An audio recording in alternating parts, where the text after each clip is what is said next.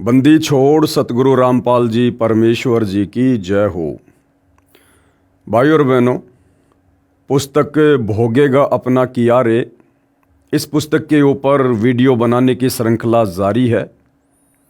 ये पुस्तक सन 2006 करोथा कांड के बाद में सतलोक आश्रम मैनेजमेंट हरियाणा अर्थात राष्ट्रीय समाज सेवा समिति के द्वारा लिखी गई है।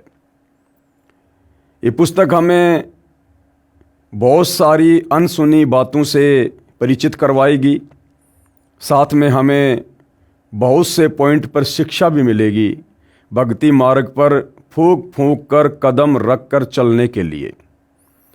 तो भाई और बहनों, इस पुस्तक के ऊपर आज हमारा ये दूसरे नंबर का वीडियो है और पहले नंबर का जो वीडियो था इस पुस्तक की भूमिका के ऊपर था। आप उसको ज़रूर देखिएगा। भूमिका को समझे बिना आगे की वीडियो समझ पाना थोड़ा मुश्किल होगा। तो आज हम इस पुस्तक पर आगे बढ़ें उससे पहले सतगुरु रामपाल जी का जयकारा लगाएंगे। बंदी छोड़ सतगुरु रामपाल जी परमेश्वर जी की जय हो। परमपिता परमात्मा सारी सृष्टि के रचनहार, कुल मालिक, असंख्य ब्रह्मांडों के स्वामी, जगत गुरु, तीनों लोकों में प्रवेश करके सबका धारण पोषण करने वाले राजाधीराज, आत्माधार, नाथों के नाथ, देवों के देव महादेव, सर्वेश्वर महेश्वर, मृत्युंजय, अजरो अमर, आदि अनादि सनातनी प्रभु, जगत पिता जगदीश्वर, श्री श्री 1008 की उपाधि के वास्तविक अधिकारी, अकाल मूरत सौद स्वरूपी राम वासुदेव, सर्वगतम ब्रह्म, परम पूज्य, प्रथम पूज्य, परम संत, परम पुरुष, परम धनी, परम दयालु, सत्य कबीर, हक्का कबीर, अल्लाहु कबीर, अल्लाहु अकबर, बाखबर, अल्लाह ताला, जगत के तारणहार, जगत के मुक्तिदाता, जगत के जगन्नाथ, हारे के सहारे, हिंदुओं के राम, मुसलमानों के अल्लाह, सिखों के वाहिगुरु, ईसाइयों के मसीह, दया के सागर दयानिधि, करुणा के सागर करुणानिधि, स्वयंभू परिभू, संकट मोचन, कष्ट हरण, मंगल करण, दुख भंजन, अविगत कबीर, निर्विकार निर्विषम परमात्मा, अलय अलेख सतगुरु, आदि अनादि सतगुरु, असली मर्यादा पुरुषोत्तम, असली राम, असली कृष्ण, असली घनश्याम, असली मुरारी, राजाओं के राजा, महाराजाओं के महाराजा, शहंशाहों के शहंशाह, सम्राटों के सम्राट, भगवानों के भगवान, अल्लाहों के अल्लाह, प्रभुओं के प्रभु, मसीहाओं के मसीह, सच्चे वाहिगुरु, बाबाओं के बाबा, पीरों के पीर, सेठों के सेठ, जगत सेठ, सावड़सा सेठ, सर्वगुण संपन्न, अनंत कोटि कलाओं के स्वामी, अनंत कोटि ब्रह्मांडों के नायक, योगियों में महायोगी, ध्यानियों में महाध्यानी, सिद्धों में परम सिद्ध, ज्ञानियों में तत्व ज्ञानी, ब्रह्म ज्ञानी, महाज्ञानी, परम ज्ञानी, सर्वश्रेष्ठ ज्ञानी, विज्ञानी, युवा कबीर, समर्थ कबीर, असमवात, अमित ओजा, सच्चे रहनुमा, करीम अल्लाह, सुभान अल्लाह, दुनिया के अंतिम पैगंबर, 8 सितंबर 1951 से गांव धनाना, जिला सोनीपत, हरियाणा, भारतवर्ष की पावन भूमि पे प्रकट रियल कल की भगवान श्री नारायण साकार हरि, श्री बाबा साहेब, नूर अनंत परमात्मा, सच्चे दरवेश, सच्चे बाखबर, संत श्रोमणी सतगुरु रामपाल जी परमेश्वर जी के चरण कमल में साध संगति से जुड़े हुए देश विदेश से आप और हम सभी सत्सेवक भाई बहनों का अनंत कोटि दंडवत प्रणाम। तो भाई और बहनों, पुस्तक भोगेगा अपना किया रे, इस पुस्तक के ऊपर वीडियो बनाने की श्रृंखला जारी है। इसी श्रृंखला में आज हमारा ये दूसरे नंबर का वीडियो है। अब हम आगे बढ़ते हैं। भोगेगा अपना किया रे, यानी जैसा कर्म प्राणी करता है, अच्छा या बुरा, समय आने पर वो वैसा ही उसका भोग भोगता है। कबीर मन नेकी कर ले 2 दिन का मेहमान, कि हे नादान प्राणी, इस काल के लोक में तेरे को जो ये मनुष्य जन्म मिला है, ये तेरे 2 दिन का जीवन है, 2 दिन का, एक शौपन की तरह। जैसे रात्रि में हमें शौपन आता है, शौपन में हम राजा बन जाते हैं, सेठ बन जाते हैं, लंबी आयु जीते हैं, और जैसे ही आंखें खुलती हैं, ना वो राजा का जीवन रहता है, ना वो शहर रहता है, ना वो सुख रहते हैं। तो ये मनुष्य जन्म, ये भले 60 साल का है, 70 साल का है, 100 साल का है, लेकिन असल में ये 2 दिन की ही जिंदगी है। 2 दिन का मतलब बहुत थोड़े समय के लिए परमात्मा ने आपको ये मनुष्य जन्म दिया है। आखिर तुझको कौन कहेगा गुरु बिन आत्मज्ञान। इस संसार में आपको जो भी व्यक्ति ज्ञान देगा वो केवल यहाँ तक कि व्यवस्था को बनाए रखने का ज्ञान दे सकता है, रोजी रोटी तक का ज्ञान दे सकता है, पढ़ाई लिखाई का ज्ञान दे सकता है, अधिक माया कैसे कमाई जाए, बड़ी कार कैसे ली जाए, बड़ा मकान कैसे बनाया जाए, समाज में प्रभुता कैसे मिले, केवल आपको इसी प्रकार का ज्ञान दे सकता है। लेकिन आत्मज्ञान, मैं कौन हूँ, कहाँ से आया हूँ, मरने के बाद कहाँ जाऊँगा, क्यों जन्म रहा हूँ, क्यों मर रहा हूँ, आँखों के सामने बेटा बेटी क्यों मर जाते हैं, पिछले जन्म में कहाँ था, इस प्रकार का जो ज्ञान है ये आत्मज्ञान कहलाता है। यानी अपने विषय में जानना, मेरे को मनुष्य जन्म क्यों मिला है, बाकी अन्य प्राणी इतना कष्ट क्यों भोग रहे हैं गधे कुत्ते सूअर के शरीर में, इस मनुष्य जन्म का प्रयोजन क्या है, मूल मकसद क्या है, इसको कहते हैं आत्मज्ञान। तो कहते हैं गुरु के बिना, सतगुरु के बिना आत्मज्ञान और परमात्म ज्ञान नादान, ये जानकारी तुझे सांसारिक व्यक्ति नहीं दे सकते। आखिर तुझको कौन कहेगा गुरु बिन आत्मज्ञान। कबीर राम नाम रटते रहो जब तक घट में प्राण, और कभू तो दीन दयाल के भिनक पड़ेगी कान। कबीर मानुष जन्म दुर्लभ है मिले न बारंबार, तरवर से पत्ता टूट गिरे बहुर न लगता डार। कबीर परमेश्वर कहते हैं, हे नादान प्राणी, ये मनुष्य जन्म जो तुझे वर्तमान में सुलभ है, तुझे प्राप्त है, ये अति दुर्लभ है, अति दुर्लभ। 184 योनियां भोगने के बाद परमात्मा हमें एक मनुष्य जन्म देता है, और इस मनुष्य जन्म का टारगेट, लक्ष्य केवल यही होता है कि सच्चे सतगुरु की खोज करके, उनकी शरण ग्रहण करके और आजीवन मर्यादा में रहकर शास्त्र अनुकूल सत भक्ति करें, ताकि जन्म मरण से पीछा छूटे, 184 योनियों से पीछा छूटे। तो कहते हैं मानुष जन्म दुर्लभ है, ये मिले न बारंबार। जैसे तरवर से पत्ता टूट गिरे, तरवर यानी पेड़ से एक बार यदि पत्ता नीचे गिर गया, टूट गया, वापस उसी डारी पर नहीं लगता। तो एक बार ये मनुष्य जन्म छूट गया, ये आसानी से इतना जल्दी दोबारा नहीं मिलेगा, क्योंकि सत भक्ति केवल मनुष्य जन्म में ही हो सकती है। अन्य प्राणियों की योनियों में, शरीरों में हम भक्ति नहीं कर सकते। हमें जो ये विशेष बुद्धि जो प्राप्त है, सोचने की, समझने की, भक्ति करने की, कार्य करने की, ये केवल मनुष्य योनि में ही प्राप्त होती है। मानव को परमात्मा का अमर संदेश है कि हे मानव, यह शरीर बहुत मुश्किल से प्राप्त होता है, इसको प्राप्त करके शुभ कर्म कर, भक्ति कर, किसी की आत्मा को ना दुखा। आत्मा दुखी हुई तो समझो परमात्मा दुखी हुआ, और जिसने परमात्मा को दुखी कर दिया, फिर उस नादान के पास में शेष रह क्या गया। कबीर गरीब को न सताइए जाकी मोटी हाय, और बिना जीव की श्वास से लो वशम हो जाए। गरीब आदमी, दुखी आदमी, परमात्मा कहते हैं कभी भी उसकी हाय नहीं लेनी चाहिए। ये मनुष्य जन्म का लक्षण है कि हमने कभी किसी को दुखी करना ही नहीं चाहिए। भले हमें कोई दुखी कर दे, उसे हम सहन कर लें, लेकिन हमारे से मन कर्म वचन से किसी की आत्मा को जरा भी ठेस ना पहुंचे। कबीर परमेश्वर जी अपनी वाणी में कहते हैं, कबीरा आप ठगाइए और न ठगिए कोई, आप ठगाए सुख होत है औरों को ठगे दुख होए। तो कहते हैं यदि कोई दीन दुखी को सताता है, दुखी करता है, तो वो निर्बल व्यक्ति उसका कर कुछ नहीं पाएगा। वो एक कोने में बैठ के रोएगा, परमात्मा को याद करेगा, और जब आत्मा दुखी होती है तो उसकी पुकार परमात्मा के पास जाती है। और यदि परमात्मा ने एक्शन ले लिया तो नादान प्राणी फिर तेरा होगा क्या। भावार्थ है कि जैसे पुराने समय में लोहार कारीगर अपने औजार बनाने के लिए, लोहा गर्म करने के लिए पशु के चर्म की धोकनी बनवाते थे, उस निर्जीव खाल से अग्नि पर हवा मारते थे, जैसे वर्तमान में पंखे का प्रयोग करते हैं। उस निर्जीव खाल से हवा निकलती थी तथा फिर हवा भरती थी। वह ऐसे हवा लेती और छोड़ती थी जैसे माँ दुखी मनुष्य दुख में आहें भरता है।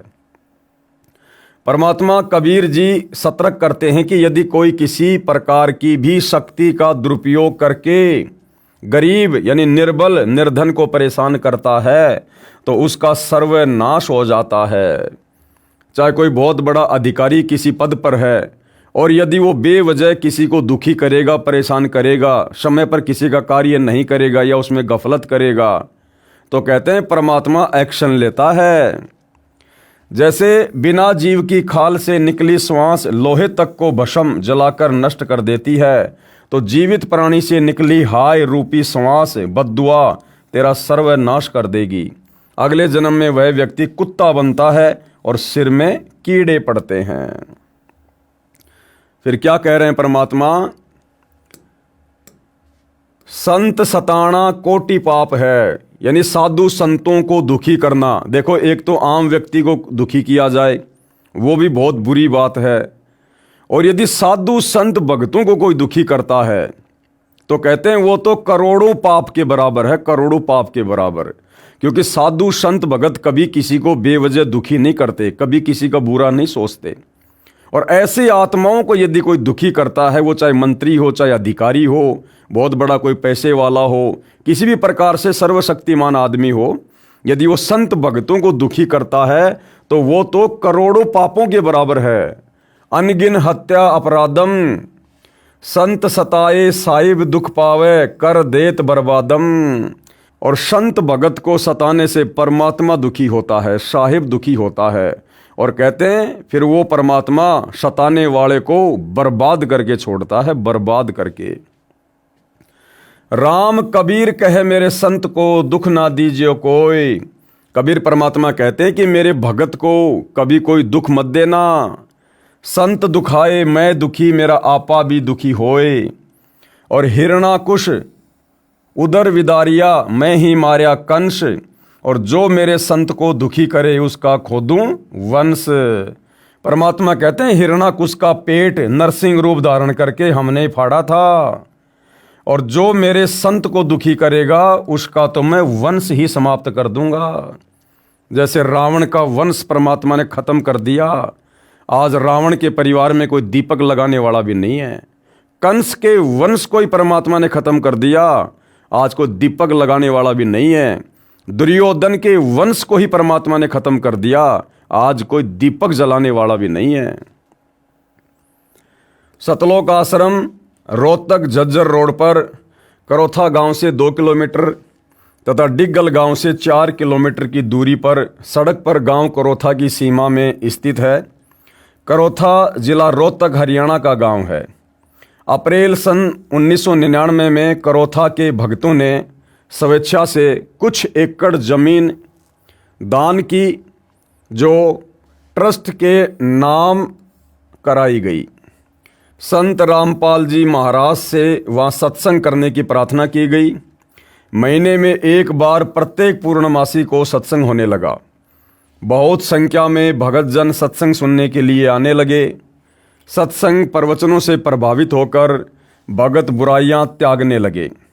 शराब, तमाकू, अफीम आदि नशीली वस्तुओं को त्याग कर सभ्य और निर्विकार जीवन जीने लगे। संत रामपाल जी महाराज ने सर्वधर्मों के सद्ग्रंथों को पढ़ा तथा प्रत्येक धर्म तथा पंथ व समाज में की जा रही भक्ति को भी जाना। उसमें पाया कि जो भी धर्म, पंथ या समाज जिस भी ग्रंथ का नाम लेकर अपना धार्मिक प्रचार कर रहा है, वह स्वयं नहीं जानता कि आप जिस ग्रंथ को सत्य मानते हैं उसके विपरीत ज्ञान तथा भक्ति विधि बता रहे हैं। उदाहरण के लिए आर्य समाज एक धार्मिक समाज होने का दावा करता है। वह महर्षि दयानंद सरस्वती का अनुयायी है। यानी जो आर्य समाज के फॉलोवर हैं, विशेषकर हरियाणा में, वो सब के सब महर्षि दयानंद जी को अपना आदर्श मानते हैं। महर्षि दयानंद ने अपने 59 वर्ष के जीवन काल में जैसा वेदों को समझा तथा परमात्मा को जैसा जाना, वह सत्यार्थ प्रकाश नामक पुस्तक में लिख गए। यानी उन्होंने अपनी भक्ति का जो अनुभव था वो सत्यार्थ प्रकाश नाम की पुस्तक में लिख दिया। इसके साथ साथ समाज सुधार के जो नियम महर्षि दयानंद जी ने बताए कि मेरे अनुयायी इन नियमों का पालन करें, वह भी सत्यार्थ प्रकाश के 4थे अध्याय में लिखा हुआ है। महर्षि दयानंद सरस्वती तथा उनके अनुयायी आर्य समाजियों का मानना है कि चारों वेद, कौन कौन से? ऋग्वेद, यजुर्वेद, सामवेद तथा अथर्ववेद सत्य ज्ञान युक्त पुस्तक हैं। यानी वेदों का ज्ञान बिल्कुल सत्य है, इसमें कोई मेन मेक नहीं है। इस बात को महर्षि दयानंद सरस्वती जी भी मानते हैं और उनके फॉलोअर भी मानते हैं। वे यहाँ तक कहते हैं कि हम वेद के अतिरिक्त किसी आध्यात्मिक पुस्तकों को सत्य नहीं मानते जिनका ज्ञान वेदों से नहीं मिलता। बिल्कुल सही बात है। संत रामपाल जी महाराज ने सत्यार्थ प्रकाश के ज्ञान की तुलना वेदों से ही करके सिद्ध कर दिया कि महर्षि दयानंद जी को वेद ज्ञान कतई नहीं था।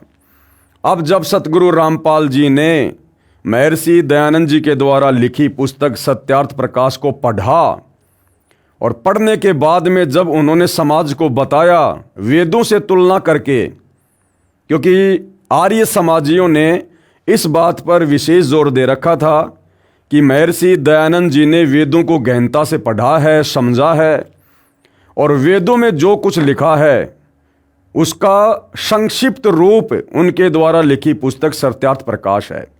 यानी वेद बहुत लंबे चौड़े हैं, आम आदमी नहीं पढ़ सकता। इसलिए महर्षि दयानंद जी ने जिस प्रकार से चारों वेदों का सार पवित्र गीता जी को बना दिया है, उसी प्रकार से महर्षि दयानंद जी ने चारों वेदों का सार निष्कर्ष अपनी पुस्तक सत्यार्थ प्रकाश में लिख दिया है। और सतगुरु रामपाल जी ने जब महर्षि दयानंद जी के द्वारा लिखी उस पुस्तक को पढ़ा और वेदों से तुलना की तो पाया कि महर्षि जी के द्वारा लिखी गई सत्यार्थ प्रकाश का ज्ञान तो वेदों के बिल्कुल विपरीत है। कहीं मैच ही नहीं हो रहा, कहीं मेल ही नहीं खा रहा है और दुनिया उस पुस्तक को वेदों के ज्ञान से परिपूर्ण मानकर पढ़ रही है और भक्ति कर रही है। तो जब सतगुरु रामपाल जी ने समाज में ये बातें बताना शुरू की और समाचार पत्रों में लेख लिखकर ये बताया कि महर्षि दयानंद जी को तो वेदों का भी ज्ञान नहीं था, समाज सुधार का ज्ञान तो बहुत दूर की बात है। सत्यार्थ प्रकाश के ज्ञान की तुलना वेदों से ही करके सिद्ध कर दिया कि महर्षि दयानंद जी को वेद ज्ञान कतई नहीं था, न ही उनको समाज सुधार का ज्ञान था, क्योंकि वे स्वयं तमाकू सूंघते थे। महर्षि दयानंद जी तमाकू सूंघा करते थे। अरे समाज सुधारक तो लोगों को नशे से दूर करते हैं और महर्षि दयानंद जी खुद तमाकू सूंघा करते थे, हुक्का पिया करते थे, भांग पिया करते थे, तमाकू खाते थे और हुक्का पीते थे। सन 1875 में आर्य समाज की स्थापना हुई। सन 1877 में स्वयं हुक्का पीते थे। पढ़ें इसी पुस्तक के पेज नंबर 148 पर, हम आगे पढ़ेंगे। अब आगे क्या बता रहे हैं सतगुरु रामपाल जी? महर्षि दयानंद का वेद विरुद्ध आध्यात्मिक ज्ञान, यानी सत्यार्थ प्रकाश में कहाँ कहाँ वेदों के विरुद्ध ज्ञान दयानंद सरस्वती जी ने लिख रखा है।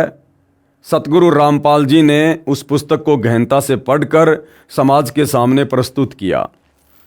महर्षि दयानंद सरस्वती जी ने सत्यार्थ प्रकाश, जिसके प्रकाशक हैं वैदिक यतिमंडल दयानंद मठ दीनानगर पंजाब तथा मुद्रक हैं आचार्य प्रिंटिंग प्रेस दयानंद मठ गोहाना मार्ग रोहतक, इसके समोल्लास नंबर 12 पेज नंबर 342 पर अनुभूमिका में लिखा है कि आपस में वाद प्रतिवाद करने से सत्य असत्य का निर्णय होता है। यानी किसी भी ज्ञान के ऊपर वाद प्रतिवाद करने से,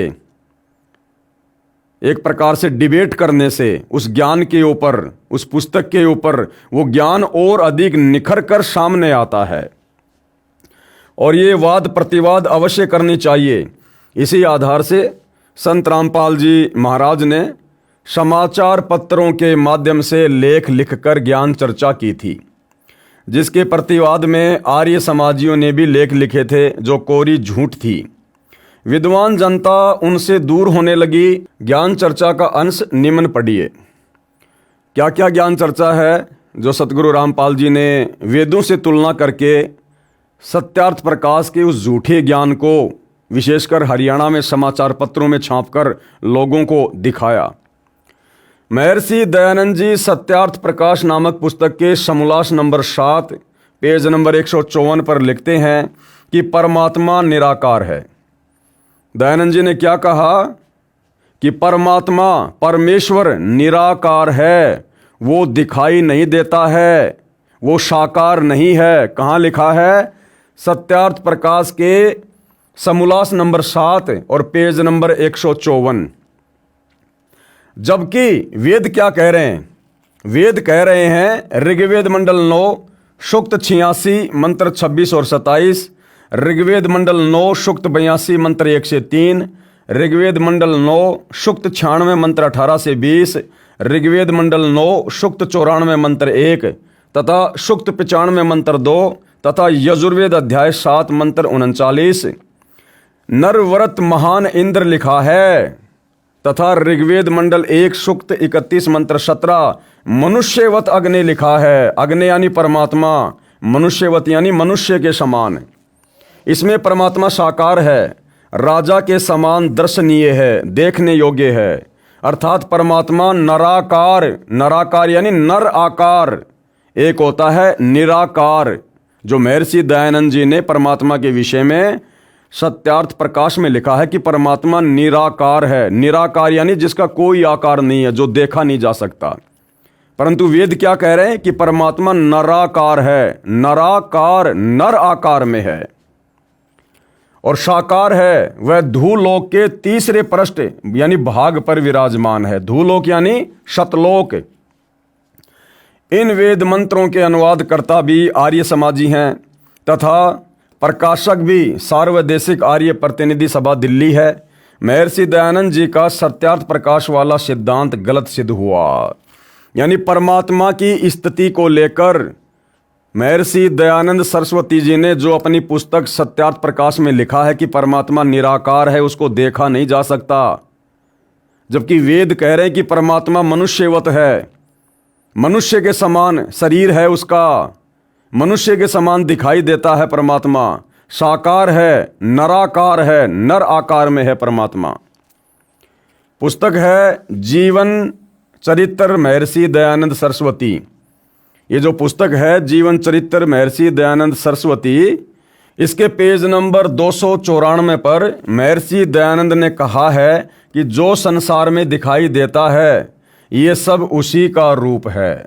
जो संसार में दिखाई दे रहा है ये सब परमात्मा का ही रूप है। जो पेड़ दिखाई दे रहा है वो भी परमात्मा का रूप है, जो पहाड़ दिखाई दे रहा है वो भी परमात्मा का रूप है, जो जानवर दिखाई दे रहा है वो भी परमात्मा का रूप है। महर्षि दयानंद जी कहते हैं कि परमात्मा किसी एक स्थान पर किसी लोक में नहीं रहता, जबकि वेद कह रहे हैं कि परमात्मा धूलोक के तीसरे भाग पर रहता है, सतलोक के तीसरे हिस्से पर परमात्मा सिंहासन पर विराजमान है।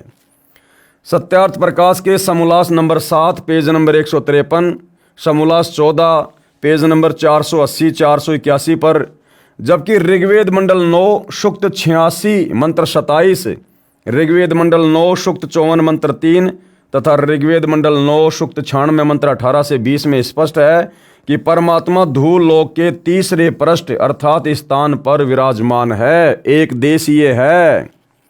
ऋग्वेद मंडल 9 सूक्त 54 मंत्र 3 में स्पष्ट है कि परमात्मा भुवनोपरि तिष्ठति। परमात्मा भुवनोपरि यानी सबसे ऊपरी भाग पर, तिष्ठति यानी बैठा हुआ है, लोकों में ऊपर बैठा है, विराजमान है। महर्षि दयानंद जी का सत्यार्थ प्रकाश वाला सिद्धांत गलत सिद्ध हुआ। उसके बाद सत्यार्थ प्रकाश समोल्लास 7 पेज नंबर 155 तथा 163 पर महर्षि दयानंद जी ने कहा है कि परमात्मा भगत के पाप नाश नहीं करता। बताओ फिर भक्ति किस लिए करें? फिर लोग आर्य समाजी क्यों बने? अरे लोग आर्य समाजी इसीलिए तो बने कि भाई हमें वेदों का ज्ञान प्राप्त होगा, वेदों में परमात्मा कौन है कैसा हमें पता चलेगा, हम उस परमात्मा की भक्ति करेंगे। सुना है परमात्मा सुख देता है, अंधे को आँख देता है, निर्धन को माया देता है, कोढ़ी को काया देता है, बांझ को पुत्र देता है, सारे सुख देता है। इसीलिए तो लोग वेदों को पढ़ते हैं, गीता को पढ़ते हैं, भक्ति करने की इच्छा होती है। और महर्षि जी क्या कह रहे हैं सत्यार्थ प्रकाश में कि परमात्मा पाप नाश नहीं करता है। अरे जब हमारे पाप ही नाश नहीं होंगे तो हम सुखी कैसे होंगे? क्योंकि पाप कर्मों के कारण तो इंसान पर दुख आता है, और यदि भक्ति करते करते भी पापों का नाश नहीं होगा तो हम सुखी कैसे होंगे? फिर भला भगवान की भक्ति करने की इच्छा कैसे होगी यदि वो पाप ही नाश नहीं करेगा? तो परमात्मा भगत के पाप नाश नहीं करता। यजुर्वेद अध्याय 8 मंत्र 13, जबकि हमारे वेद क्या कह रहे हैं कि परमात्मा भक्ति करने वाले भगत के साधक के घोर से घोर पाप कर्मों का भी नाश करता है। यजुर्वेद अध्याय 8 मंत्र 13, ऋग्वेद मंडल 9 सूक्त 97 मंत्र 16, ऋग्वेद मंडल 1 सूक्त 24 मंत्र 13 व 14 तथा यजुर्वेद अध्याय 5 मंत्र 32 में, ऋग्वेद मंडल 9 सूक्त 82 मंत्र 1 में पाप नाश व साकार परमात्मा का प्रमाण है कि परमात्मा अपने भगत के पापों का भी नाश करता है और परमात्मा साकार है। शेष पेज नंबर 39 पर हम आगे पढ़ेंगे। अब भाइयों और बहनों, जब ये सारी की सारी सच्चाई धीरे धीरे विशेषकर हरियाणा में जनता के बीच में जाने लगी समाचार पत्रों के माध्यम से, तो आर्य समाज के वो मुख्य वो पदाधिकारी गुरुजन जो इस सत्यार्थ प्रकाश पुस्तक को बेचकर अपनी रोजी रोटी चला रहे थे, उन भाई बहनों के पेट में दर्द होना शुरू हो गया। उपरोक्त सच्चाई को आंखों प्रोजेक्टर पर देखकर श्रोताओं ने घर जाकर सर्व पुस्तकों का फिर से मिलान करके जांचा। पाया कि महर्षि दयानंद पूर्ण रूप से अज्ञानी था। श्रोताओं में आर्य समाज से संबंधित व्यक्ति भी थे। उन्होंने तथा अन्य ने मिलकर आर्य समाज के आचार्यों से सवाल किए। अब संत रामपाल जी ने समाचार पत्रों के माध्यम से जब वेदों से सत्यार्थ प्रकाश के अज्ञान की तुलना करके समाज में प्रस्तुत कर दिया, तो बहुत सारे लोग आर्य समाज से भी जुड़े हुए थे। उन्होंने भी देखा, पढ़ा, मिलान किया कि क्या वास्तव में सत्यार्थ प्रकाश में फला फला जगह पर समोल्लास में लिखा हुआ है। उनको जो का त्यों पाया। तो आर्य समाज के अनुयायियों ने अपने आचार्यों से सवाल जवाब करने शुरू किए कि भाई आर्य समाज की धारणा है कि परमात्मा निराकार है, जबकि वेद कह रहे परमात्मा साकार है, नराकार है, नराकार में है, मनुष्यवत है परमात्मा। सत्यार्थ प्रकाश कहती है कि परमात्मा पापनाश नहीं करता, जबकि वेद कह रहे हैं कि तुम एक बार परमात्मा की सत भक्ति पे तो लगो, परमात्मा तो घोर से घोर पापों का नाश कर देता है। तो जब इस प्रकार के सवाल आर्य समाज से जुड़े लोग अपने आचार्यों से करने लगे तो उन आचार्यों को दिक्कत होना शुरू हो गई। श्रोताओं ने आर्य समाज से संबंधित व्यक्ति भी थे। उन्होंने तथा अन्य ने मिलकर आर्य समाज के आचार्यों से सवाल किए कि आप आज तक इस अज्ञान को समाज में फैला रहे हो, सत्यार्थ प्रकाश वाले अज्ञान को, आपका उद्देश्य क्या है? एक दो आचार्यों को सर्व प्रमाण दिखाए। उन्होंने कहा कि यह सत्यार्थ प्रकाश नकली है। अब और तो कहीं उनकी दाल गली नहीं। उन आर्य समाजियों ने क्या कहा, उन आचार्यों ने, कि भाई जो सत्यार्थ प्रकाश संत रामपाल जी दिखा रहे हैं वो नकली है, नकली। श्रोताओं ने कहा कि क्यों पढ़े लिखों को मूर्ख बनाते हो, अब नहीं चलेगा। देखो आपके झज्जर गुरुकुल से खरीदा गया है, ये रसीद है, आचार्य प्रिंटिंग प्रेस, दयानंद मठ, गोहाना मार्ग, रोहतक से छपा है। तो आर्य समाज के अनुयायियों ने कहा कि भैया हमने तो आप ही के झज्जर गुरुकुल से खरीदी है, अब आप लोग ही नकली छाप रहे हो तो हम क्या करें।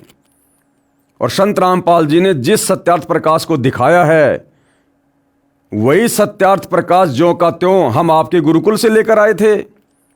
और जैसा संत रामपाल जी बता रहे हैं, किस समोल्लास पर है, किस पेज पर क्या लिखा हुआ है, ज्यों का त्यों लिखा हुआ है।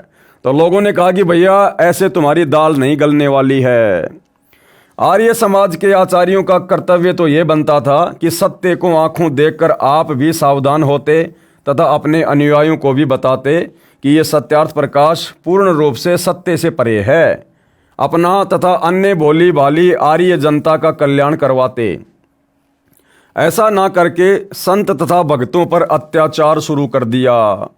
ये व्यक्ति नेक नहीं है। कबीर परमात्मा जी ने कहा है कि जानबूझ सांची तजे, यानी सच्चाई आंखों के सामने है, प्रत्यक्ष प्रमाणित है, उसके बावजूद भी स्वार्थ में अंधे हो रहे हैं, ईर्ष्या में अंधे हो रहे हैं। तो कबीर जी कहते हैं कि जानबूझ सांची तजे और करे झूठ से ने, ताकि संगति है प्रभु शौपन में भी ना दे। ऐसे दुष्ट व्यक्तियों की संगति तो शौपन में भी प्राप्त ना हो, जो जानबूझ के सच्चाई से मुंह मोड़कर बैठे हैं। उन आचार्यों ने अन्य आचार्यों को बताया, उन्होंने निर्णय लिया कि यदि जनता को महर्षि दयानंद के अज्ञान का पता चल गया तो इज्जत का नाश हो जाएगा। लोग हमें धिक्कारेंगे कि ऐसे बिना सिर पैर के ज्ञान युक्त सत्यार्थ प्रकाश को बेचकर दयानंद की फोकट महिमा बनाए हो और दुनिया से आर्य समाज के नाम से चंदा इकट्ठा करते रहते हो। हमारी दुकानें बंद हो जाएंगी, इसलिए शतलोक आश्रम को बंद कराओ, रामपाल को मार दो, तब बात बनेगी। इसी षड्यंत्र के तहत इन अपराधी आचार्यों ने शतलोक आश्रम करोथा जिला रोहतक के आसपास के गांव में डिग्गल, करोथा, ब्रहाणा, बागपुर आदि आदि पब्लिक मीटिंग करके झूठा प्रचार किया कि शतलोक आश्रम करोथा में गलत काम होते हैं। और तो दाल उनकी गली नहीं, ज्ञान से तो सामना वो कर नहीं पाए, और उल्टा आसपास के गांव वालों को जो कि आर्य समाजी थे उनको संत रामपाल जी के खिलाफ और शतलोक आश्रम करोथा के खिलाफ भरमाना शुरू कर दिया, भ्रांतियां पैदा करनी शुरू कर दी कि शतलोक आश्रम करोथा में ऐसे ऐसे गंदे काम होते हैं, वहाँ पर ऐसे ऐसे रात बिरात औरतें जाती हैं। यानी ज्ञान का जवाब ज्ञान से ना देकर घटिया पने पर उतारू हो गए और उनको यहाँ से उठवाना है, यानी आश्रम को बंद करवाना है। ये कार्य सन 2004 से प्रारंभ किया। 2 जनवरी 2005 को आश्रम पर आक्रमण करने का षड्यंत्र रचा। गांव करोथा में एक सम्मेलन का बहाना करके वहां लोगों को इकट्ठा करके आश्रम पर आक्रमण करना था। समय रहते ट्रस्ट के ट्रस्टी ने माननीय न्यायालय से इस सम्मेलन का स्टे ले लिया। वे अपने उद्देश्य में सफल नहीं हो सके। दुर्भाग्यवश मार्च 2005 में हरियाणा का मुख्यमंत्री श्री भूपेंद्र सिंह हुड्डा आर्य समाजी बन गया। उसके पश्चात ये दुष्ट व्यक्ति अधिक सक्रिय हो गए। जनता तथा मुख्यमंत्री को सच्चाई ना बताकर झूठ के आधार से आश्रम करोथा को नष्ट करने तथा संत रामपाल जी महाराज को जान से मारने का षड्यंत्र रचकर 12 जुलाई 2006 को अपने घिनौने कार्य को अंजाम देने के लिए आश्रम करोथा पर आक्रमण कर दिया। कब? 12 जुलाई 2006 को। भगत जन पूर्णमासी का सत्संग सुनने के लिए आश्रम में इकट्ठा हुए थे। 9 से 11 जुलाई 2006 को 3 दिन का सत्संग था। 8 जुलाई 2006 को शतलोक आश्रम में लगभग 5000 श्रद्धालु पहुंच गए। उसके पश्चात आश्रम को पुलिस की उपस्थिति में चारों ओर से घेर लिया। न तो बाहर से कोई भगत अंदर आने दिया तथा न ही आश्रम से बाहर जाने दिया। 9 जुलाई 2006 से 12 जुलाई 2006 तक 4 दिन लगभग 5000 श्रद्धालुओं को बंधक बनाकर रखा। रोगी, वृद्ध, बच्चे, स्त्रियां बहुत संख्या में थे। उपद्रवियों ने आश्रम की पानी लाइन काट दी, बिजली की सप्लाई काट दी। आश्रम में हाहाकार मच रहा। रोहतक के डीसी, एसपी तथा मुख्यमंत्री आदि बड़े अधिकारियों के पास टेलीग्राम किए गए, सर्व स्थिति बताई गई, परंतु बेरहमों को कोई असर नहीं हुआ, क्योंकि ये तो अत्याचार करवा ही रहे थे। ना हरियाणा के मुख्यमंत्री ने कोई फरियाद सुनी, ना वहाँ के प्रशासन ने किसी प्रकार की कोई मदद की। क्यों? क्योंकि लेखक कह रहा है कि उन लोगों का ही तो ये मिला जुला षड्यंत्र था। मुख्यमंत्री के इशारों पर ये सारा सब कुछ वहाँ पर किया जा रहा था। हालांकि भाइयों और बहनों, हमें शिक्षा लेनी है। मैं ये भी नहीं कहूँगा कि भक्तों ने कुछ गलत किया। उस समय की परिस्थितियों के अनुसार और जितना उनको आध्यात्मिक ज्ञान था, उन्होंने बाहरी प्रशासनिक व्यक्तियों से मदद की गुहार लगाई। लेकिन भाइयों और बहनों, हम सतगुरु रामपाल जी के भगत हैं, पूर्ण ब्रह्म परमात्मा के भगत हैं। ये तत्व ज्ञान होने के बाद मुसीबत क्या, चाहे मुसीबत का पहाड़ क्यों ना टूट जाए, हमने अपने सतगुरुदेव भगवान के चरणों के अलावा, क्योंकि यदि हमने ये मान लिया, जान लिया, पहचान लिया कि सतगुरु रामपाल जी स्वयं सर्वशक्तिमान कबीर परमेश्वर हैं, इनके अलावा धरती पर सृष्टि में दूसरी कोई शक्ति नहीं है, भले ही वर्तमान में अपने आप को छुपाकर आम संत के रूप में अपना प्रचार प्रसार कर रहे हैं। यदि हमें यह समझ में आ गया कि संत रामपाल जी कौन हैं, तो भाइयों और बहनों, हमने शौपन में भी किसी भी प्रकार की आपत्ति विपत्ति या समस्या के निराकरण के लिए, समाधान के लिए अपने गुरुदेव भगवान के अलावा, चाहे प्रधानमंत्री आपका पड़ोसी क्यों ना है, बहुत बड़ा अधिकारी कोई आपका घर का सदस्य क्यों ना है, हमने उनसे किसी भी प्रकार की गुहार नहीं लगानी है। हमें जो भक्ति, जो मर्यादा सतगुरु ने दी है, हमने केवल उसी के ऊपर अडिग होकर और मन कर्म वचन से अपने गुरु पर विश्वास करके हमने अडिग रहना है। बाकी कार्य फिर सतगुरु का है। वो जानी जान है, अंतर्यामी है, सब कुछ जानता है। वर्तमान भूत भविष्य कुछ भी छुपा हुआ नहीं है। सतगुरु आदि अनादि है, सतगुरु मद है मूल, सतगुरु को सिजदा करूं एक पलक नहीं भूल। लेकिन फिर भी मैं यही कहूँगा कि ये 2006 का समय था। उस समय तक आत्माओं को इतना तत्व ज्ञान नहीं हो पाया था। अपने गुरुदेव भगवान की वास्तविक स्थिति से वो भगत भाई बहन परिचित नहीं थे, जिस कारण से उन्होंने प्रशासन की मदद लेना उचित समझा, जबकि सर्वशक्तिमान परमात्मा उन्हीं के पास उसी आश्रम में बैठा हुआ था। 12 जुलाई 2006 को लगभग दिन के 12 बजे 8 से 10 हज़ार उपद्रवियों ने सतलोक आश्रम पर चारों ओर से आक्रमण कर दिया। पुलिस ने पहले तो रोकने के लिए गोलियां चलाई, जिसमें लगभग 56-57 उपद्रवी घायल हो गए तथा एक गांव बागपुर का सोनू नामक युवक मारा गया। फिर पुलिस दूर खड़ी होकर देखती रही। हरियाणा सरकार ने घायलों को 50-50 हज़ार रुपये इनाम दिए। ये भाइयों और बहनों, सरकार ने बहुत गलत किया। उन उपद्रवियों को जो जबरन सतलोक आश्रम करोथा के ऊपर आक्रमण करने के लिए आए और वो पुलिस की ही गोलियों से घायल हुए, और सरकार जिसका ये कर्तव्य बनता था इस मामले की पूरी जांच की जाए, इस मामले में दोषी कौन है, उसके बाद उन दोषियों को सजा देनी थी, लेकिन दोषियों को सरकार 50-50 हज़ार का इनाम दे रही है। और उस समय सरकार किसकी थी? उसी भूपेंद्र सिंह हुड्डा की। उस समय वो कांग्रेस सरकार में हरियाणा का मुख्यमंत्री था भूपेंद्र सिंह हुड्डा। और उसी भूपेंद्र सिंह हुड्डा को भाइयों और बहनों वर्तमान 2019 में सतलोक आश्रम मैनेजमेंट के द्वारा उसको समर्थन दिया गया।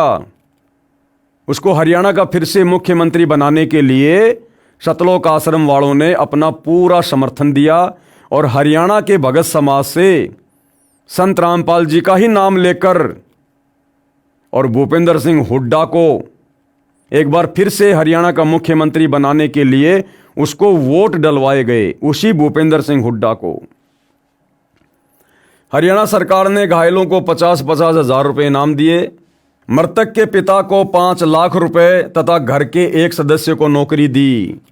और गांव बागपुर का सोनू नाम का लड़का जो पुलिस की गोली से मरा था, उसके पिता को 5 लाख रुपए और घर के एक व्यक्ति को सरकारी नौकरी भी दी गई। सतलोक आश्रम करोथा को नाजायज तरीके से धारा 145 लगाकर सरकार ने कब्जे में कर लिया तथा झूठा मुकदमा संत रामपाल जी महाराज तथा भक्तों पर बना दिया। परमात्मा का विधान है कि पावेगा अपना कियारे, भोगेगा अपना कियारे। परमात्मा के घर देर है, अंधेर नहीं है। आर्य समाजियों की साजिश के शिकार होकर इस पाप में सबसे ज्यादा भूमिका गांव डिगल, करोथा, बरहाना तथा बागपुर की थी, जिसके परिणाम स्वरूप इन गांवों को कितना कहर सहना पड़ रहा है। अब भी इनकी आंखें नहीं खुल रही हैं। एक व्यक्ति मांगेराम पुत्र पृथ्वी गांव डिग्गल में अन्य गांव से आकर बसा है। उसका गोत्र भी अहलावत नहीं है। यह चापलूस तथा अपराधी किस्म का व्यक्ति है। डिग्गल गांव के लोगों को बहकाकर अपराध करवाता है। वे इसके अपराधी जाल को समझ नहीं पा रहे हैं। इसके अपराधों के कारण 3 मुकदमे आश्रम के भक्तों ने कर रखे हैं, जिनमें से 2 में ये भगोड़ा हो चुका है। एक दिन समय आएगा, इसका तथा इसके पुत्रों को जो इसके साथ अपराध में शामिल थे वे भी भगोड़े हो चुके हैं। पुलिस पकड़ेगी तथा 6 महीने जमानत भी नहीं होगी और सजा भी होगी। मांगेराम का एक लड़का अपहरण करके फिरौती रूप में रुपए मांगने के मुकदमे में सजा प्राप्त है। दिल्ली की तिहाड़ जेल में पड़ा है।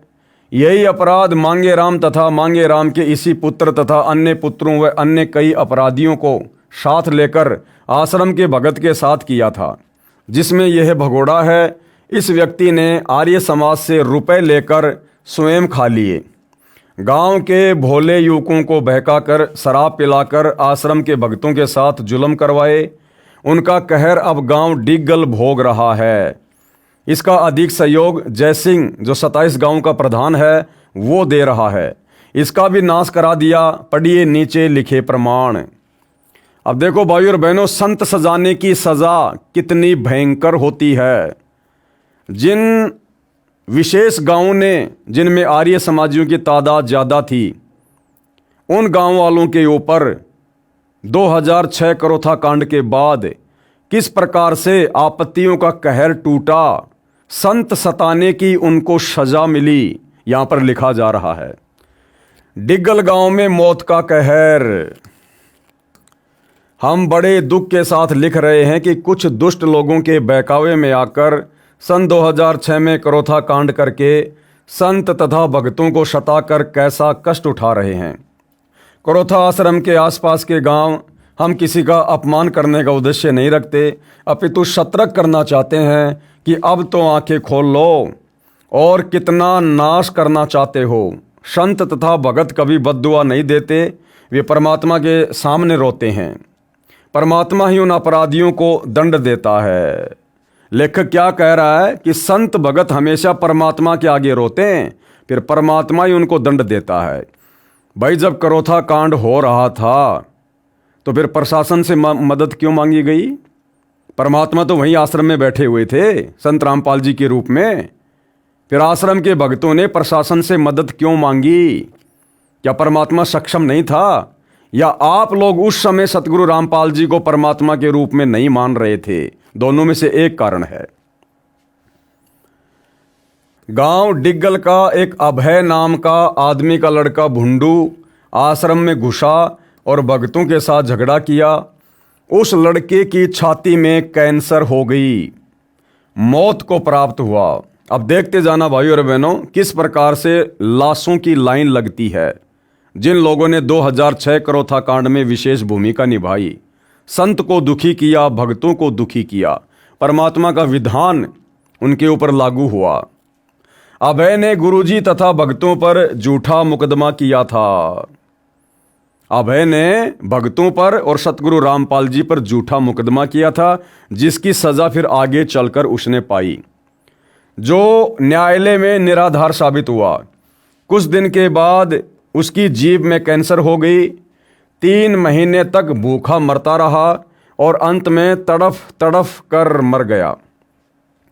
फिर उसी आदमी अभय का बड़ा बेटा रोहतास, जिसके पूरे शरीर पर फोड़े निकल आए और कोढ़ की तरह चोने लगा और 1 महीने तक कपड़े नहीं डाले, सिर्फ चादर ढके रहता और अंत में तड़फ तड़फ कर मर गया। उसी अभय का तीसरा बेटा गोली खाकर मर गया। इस प्रकार उसके 3 बेटे तथा स्वयं तड़फ तड़फ कर मरे। नंबर 2, अन्य गांव से आया हुआ वर्तमान में डिग्गल गांव में रह रहा एक आदमी मांगेराम पुत्र पृथ्वी ने आश्रम वालों के साथ बेवजह झगड़ा किया और आश्रम वालों के खिलाफ आर्य समाजियों के साथ मिलकर कई साजिशें रची। वह कहता था कि गुरुजी को जेल भेजकर रहेगा। कुछ दिन के बाद उसका बेटा ही एक धनी के बच्चे के अपहरण केस में जेल चला गया और उसे उम्र कैद की सजा हो गई। नंबर 3, डिग्गल गांव का जयसिंह नामक एक आदमी जो 27 गांवों का प्रधान है, उसने आश्रम से पानी की मोटरें उठवाई, पानी के पाइपों को तुड़वाया और आश्रम की बिजली के तार कटवाए। कुछ दिन के बाद उसके छोटे बेटे ने किसी औरत के साथ दुर्व्यवहार किया और जहर निगल कर मर गया। जयसिंह का दूसरा बेटा हार्ट अटैक के कारण मर गया। आगे नंबर 4, डिग्गल गांव का रणबीर नामक एक आदमी आश्रम पर आक्रमण करने गया, पुलिस की गोलियों से घायल हुआ, सरकार से इनाम में 50,000 रुपये लाया। उसी दिन से उसका बेटा पागल हो गया। आगे नंबर 5, डिग्गल गांव का महिपाल नामक एक आदमी आश्रम पर आक्रमण करने गया, पुलिस की गोलियों से घायल हो गया, सरकार से इनाम में 50,000 रुपये लाया। उसके कुछ समय बाद उसे एड्स की बीमारी हो गई और मर गया। ये डिग्गल गांव की हिस्ट्री सुनाई जा रही है भाई और बहनों, जिस गांव ने सबसे ज़्यादा भूमिका 2006 के करोथा कांड में निभाई। डिग्गल गांव का एक आदमी जग्गा आश्रम पर आक्रमण करने गया, पुलिस की गोलियों से घायल हो गया, सरकार से इनाम में 50,000 रुपये लाया। कुछ समय बाद वह बहुत ज़्यादा शराब पीने लगा, पत्नी व बच्चों को परेशान करने लगा, उसके घर में झगड़ा रहने लगा और उसकी पत्नी ने उसकी पिटाई कर दी, जिससे वह मर गया।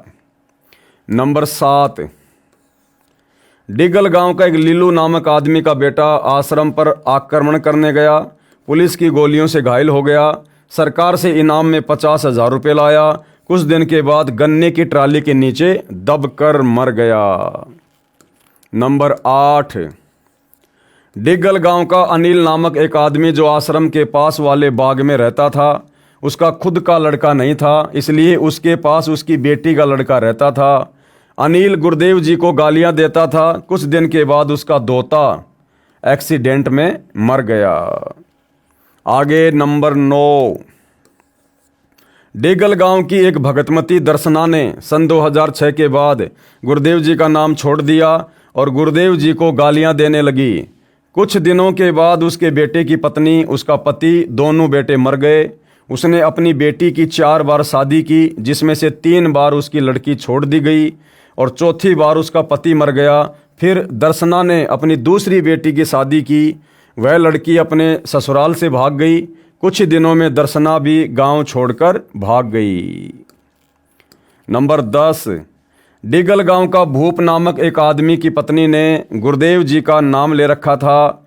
मांगे राम नामक आदमी के कहने पर उसने अपनी पत्नी का नाम तुड़वा दिया और अपनी पत्नी को ज़बरदस्ती हुक्का पिला दिया। कुछ समय बाद भूप के गले में कैंसर हो गई और तड़फ तड़फ कर मर गया। नंबर 11, डिग्गल गांव का राजेंद्र नामक एक आदमी गुरुदेव जी को हर रोज़ गालियां देता था। कुछ समय बाद उसकी जीभ में कैंसर हो गई। 1-1 लाख रुपए के टीके लगवाने के बाद भी मौत तड़फ तड़फ कर हुई। नंबर 12, डिग्गल गांव का उमेद नामक एक आदमी गुरुदेव जी को बहुत गालियां देता था। पहले उसका हाथ कटा और अब डॉक्टरों ने उसके गले में कैंसर की बीमारी बताई है। कई लाख रुपए के टीके लग चुके हैं, फिर भी कोई आराम नहीं है। सारी ज़मीन बिक चुकी है और मरने के लिए तड़फ रहा है। नंबर 13, डिग्गल गांव का सोनू नामक एक आदमी करोथा कांड के पश्चात आश्रम में घुसा और गुरुदेव जी के फोटो पर लात मारी। कुछ दिन के बाद किसी औरत के साथ दुर्व्यवहार करने के आरोप से जहर खाकर मर गया। उसकी पत्नी चली गई, कुल का नाश हुआ।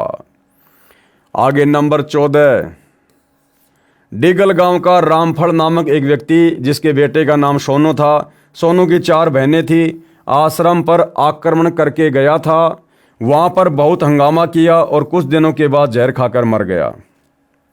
नंबर 15, डिग्गल गांव का जय किशन नाम का एक व्यक्ति, जिसने गुरुदेव जी का पुतला फूका था।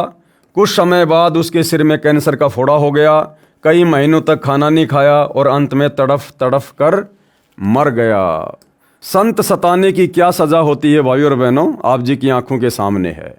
डिगल गांव का एक आदमी ईश्वर, जिसने गुरुदेव जी के पुतले को कपड़े पहनाए और पुतला फूका, कुछ ही दिन बाद झज्जर चुंगी के पास ट्रक के नीचे कुचला गया और उसकी मौत हो गई।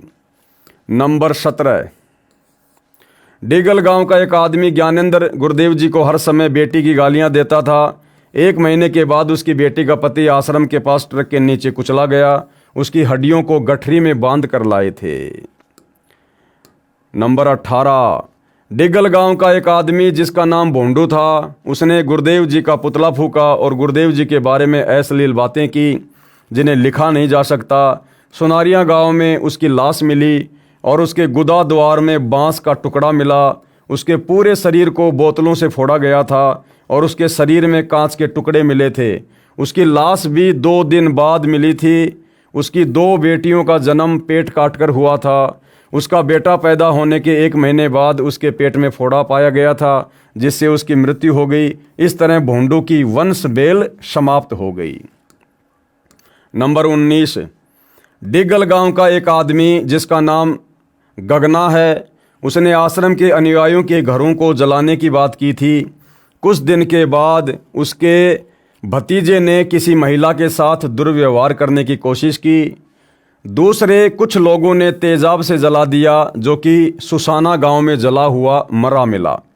उसकी माँ लकवाग्रस्त हो गई और 1 महीने के बाद तड़फ तड़फ कर मर गई। नंबर 20, डिगल गांव का प्रताप नामक एक आदमी जिसने गुरुदेव जी को बहुत गालियां दी थी। कुछ दिनों के बाद उसके दोनों गुर्दे खत्म हो गए और अब मरने के लिए तड़फ रहा है। नंबर 21, डिगल गांव का शूशु नामक एक व्यक्ति आश्रम में काला तेल लगाकर घुस गया। कुछ दिनों के बाद उसके दिमाग की नस फट गई और 1 महीने तक तड़फ तड़फ कर मर गया। उसके मरने के बाद उसकी पत्नी अपने बेटे को लेकर घर से चली गई और हमेशा हमेशा के लिए घर पर ताला लग गया। मरने से पहले अस्पताल में हर रोज 1 लाख रुपए का खर्चा हुआ। उसकी पत्नी के मायके वालों ने कहा कि उसके बड़े भाई की शादी उसकी पत्नी से करेंगे। उसके भाई की शादी ज़बरदस्ती सूसू की पत्नी के साथ की। सूसू की भाभी ने पुलिस थाने में रिपोर्ट दे दी कि उसके पति की ज़बरदस्ती दोबारा शादी करवाई है। कुछ समय बाद सूसू की पत्नी ने अपने जेठ की रिपोर्ट दे दी। सूसू के मरने के कुछ समय पहले कोतरी नामक एक पक्षी उसके ऊपर झपटती थी। वे लोग अपने बाहर वाले घर पर जाते तो कोतरी उनके सिर पर चोंच मारती। वे लोग जोहड़ पर जाते तो भी वह कोतरी उनके सिर पर चोंच मारती थी। पूरे 1 साल तक उसने घर वालों को परेशान रखा। शूशु के मरते ही वह कोतरी अचानक न जाने कहाँ चली गई। शूशु की पत्नी के रिपोर्ट देने के बाद आज उसका भाई जेल में बंद है। नंबर 22, डिगल गांव की एक औरत मुकेश, जिसने गुरुदेव जी को बहुत गालियां दी और कहा कि अगर मेरा परिवार खत्म हो जाए तो भी आश्रम में न जाऊं। कुछ दिन के बाद उसका पति मर गया, उसकी बहन मर गई, उसके ससुर की भी मौत हो गई। उसने रोते हुए कहा कि मैंने गुरुदेव जी के बारे में भला बुरा कहा, जिससे हमारे घर में एकदम से 4 मौतें हो गई। फिर उसने गुरुदेव जी से माफ़ी मांगी। उस दिन से उसके दोनों बच्चे स्वस्थ और उसका कहना है कि वह भविष्य में कभी ऐसा नहीं करेगी। नंबर 23, काले पुत्र आज़ाद, गांव डिगल, पाना मिठान। इसका पिता आज़ाद गुरुदेव जी को बहुत गलत बोलता था। उसके बेटे से झगड़ा हो गया। उसका 22 साल का लड़का जहर की गोली खाकर मर गया। 6 महीने के बाद उसकी माँ की मौत हो गई और आज़ाद का बड़ा बेटा शराब पीकर मर गया। नंबर 24, राजा पुत्र अमर सिंह चंडा, गांव डिगल, पाना डालान। इसने गुरुदेव जी को बहुत गलत कहा। तभी से उसके घर में कष्ट रहने लगे। पति पत्नी में झगड़ा रहने लगा। उसने गोली खाकर आत्महत्या कर ली। नंबर 25, डिगल गांव का एक काले नामक व्यक्ति ने एक भगत को हॉकी मार दी। काले के भाई का कुछ दिनों बाद किसी के साथ झगड़ा हो रहा था। उसे छत से धक्का देकर गिरा दिया, जिससे उसकी गर्दन की हड्डियां टूट गई और मर गया। नंबर 26, डिगल गांव का एक व्यक्ति जिसका नाम पप्पू है, उसने आश्रम से बहुत सामान उठाया था और आर्य समाज का सेवक था। इस काम की वजह से वह अब पागल हो चुका है। नंबर 27, डिगल गांव का बिंदु नामक एक व्यक्ति भी जो आश्रम में दंगा करवाने में शामिल था। उसकी पत्नी का देहांत हो चुका है तथा उसके परिवार में झगड़ा है। वह भी पूरी तरह से दूसरों के अधीन हो चुका है। खुद वह सोच भी नहीं कर सकता, यानी फ्रेश होने भी नहीं जा सकता, ऐसी हालत है। नंबर 28, डिगल गांव की कमला नाम की एक औरत है जिसने सतगुरु रामपाल जी महाराज को गाली दी थी और भला बुरा भी कहा था। आज वह चल भी नहीं सकती, उसके दोनों पैर खराब हो चुके हैं। नंबर 29, डिगल गांव का नियाली नाम की एक औरत जिसके बेटे ने गुरुदेव जी से नाम ले रखा है। वह हमेशा गुरुदेव जी को गालियां देती थी और उसने अपने बेटे का नाम तुड़वा दिया। उसने अपने लड़के को बाबा बनवा दिया। अब तक उसका पता नहीं चल पाया कि वो जिंदा है या मर गया। नियाली का दूसरा बेटा एक्सीडेंट में मर गया और उसके तीसरे बेटे का एक्सीडेंट हो गया और उसके पैरों में राड़ डाली गई है। उसका सारा शरीर बेकार हो गया। वह खुद कुछ भी नहीं कर सकता। निहाली का पति भी तड़फ तड़फ कर मर गया। नंबर 30, डिगल गांव का एक आदमी जिसका नाम चेतराम था, उसकी पत्नी ने गुरुदेव जी से नाम ले रखा था। कुछ समय बाद उसकी पत्नी ने नाम तोड़ दिया। दोनों मिलकर गुरुदेव जी को गाली देने लगे। चेतराम के शरीर में भयंकर बीमारी हो गई। वह बेचैन रहने लगा। कभी बिजली की तारें पकड़ता, कभी घर से भाग जाता। अंत में जोहड़ में डूबकर मर गया। नंबर 31, डिगल गांव का आज़ाद नामक एक आदमी जिसकी पत्नी ने गुरुदेव जी से नाम ले रखा था, वह अपनी पत्नी से कहता था कि तुम्हारे गुरुदेव जी तो पैर दबवाते हैं, तुम नाम छोड़ दो, और अपनी पत्नी से गलत बातें कहता। उसे खुजली की बीमारी लग गई। मेडिकल में भी इलाज नहीं हो पाया और 3 साल बाद तड़फ तड़फ कर मर गया। नंबर 32, डिगल गांव का सोनू नामक लड़का अपने माँ बाप का इकलौता लड़का था। उसके माता पिता भी गुरुदेव जी को गालियां देते थे। सोनू शराब के ठेके पर रहता था। जब आश्रम पर आक्रमण हुआ तो वह अपने दोस्तों के साथ बंदूक लेकर आया था। वह स्वयं भी गुरुदेव जी को गालियां देता था। कुछ समय बाद उसी के दोस्तों ने, जो उसके साथ आक्रमण करने आए थे, उन्होंने आपसी झगड़े में सोनू की गोली मारकर हत्या कर दी। नंबर 33, डिगल गांव का करणे नामक एक आदमी जिसकी पत्नी ने गुरुदेव जी से नाम ले रखा था। इस कारण से वह अपनी पत्नी व बेटियों को गंदी गालियां देता था।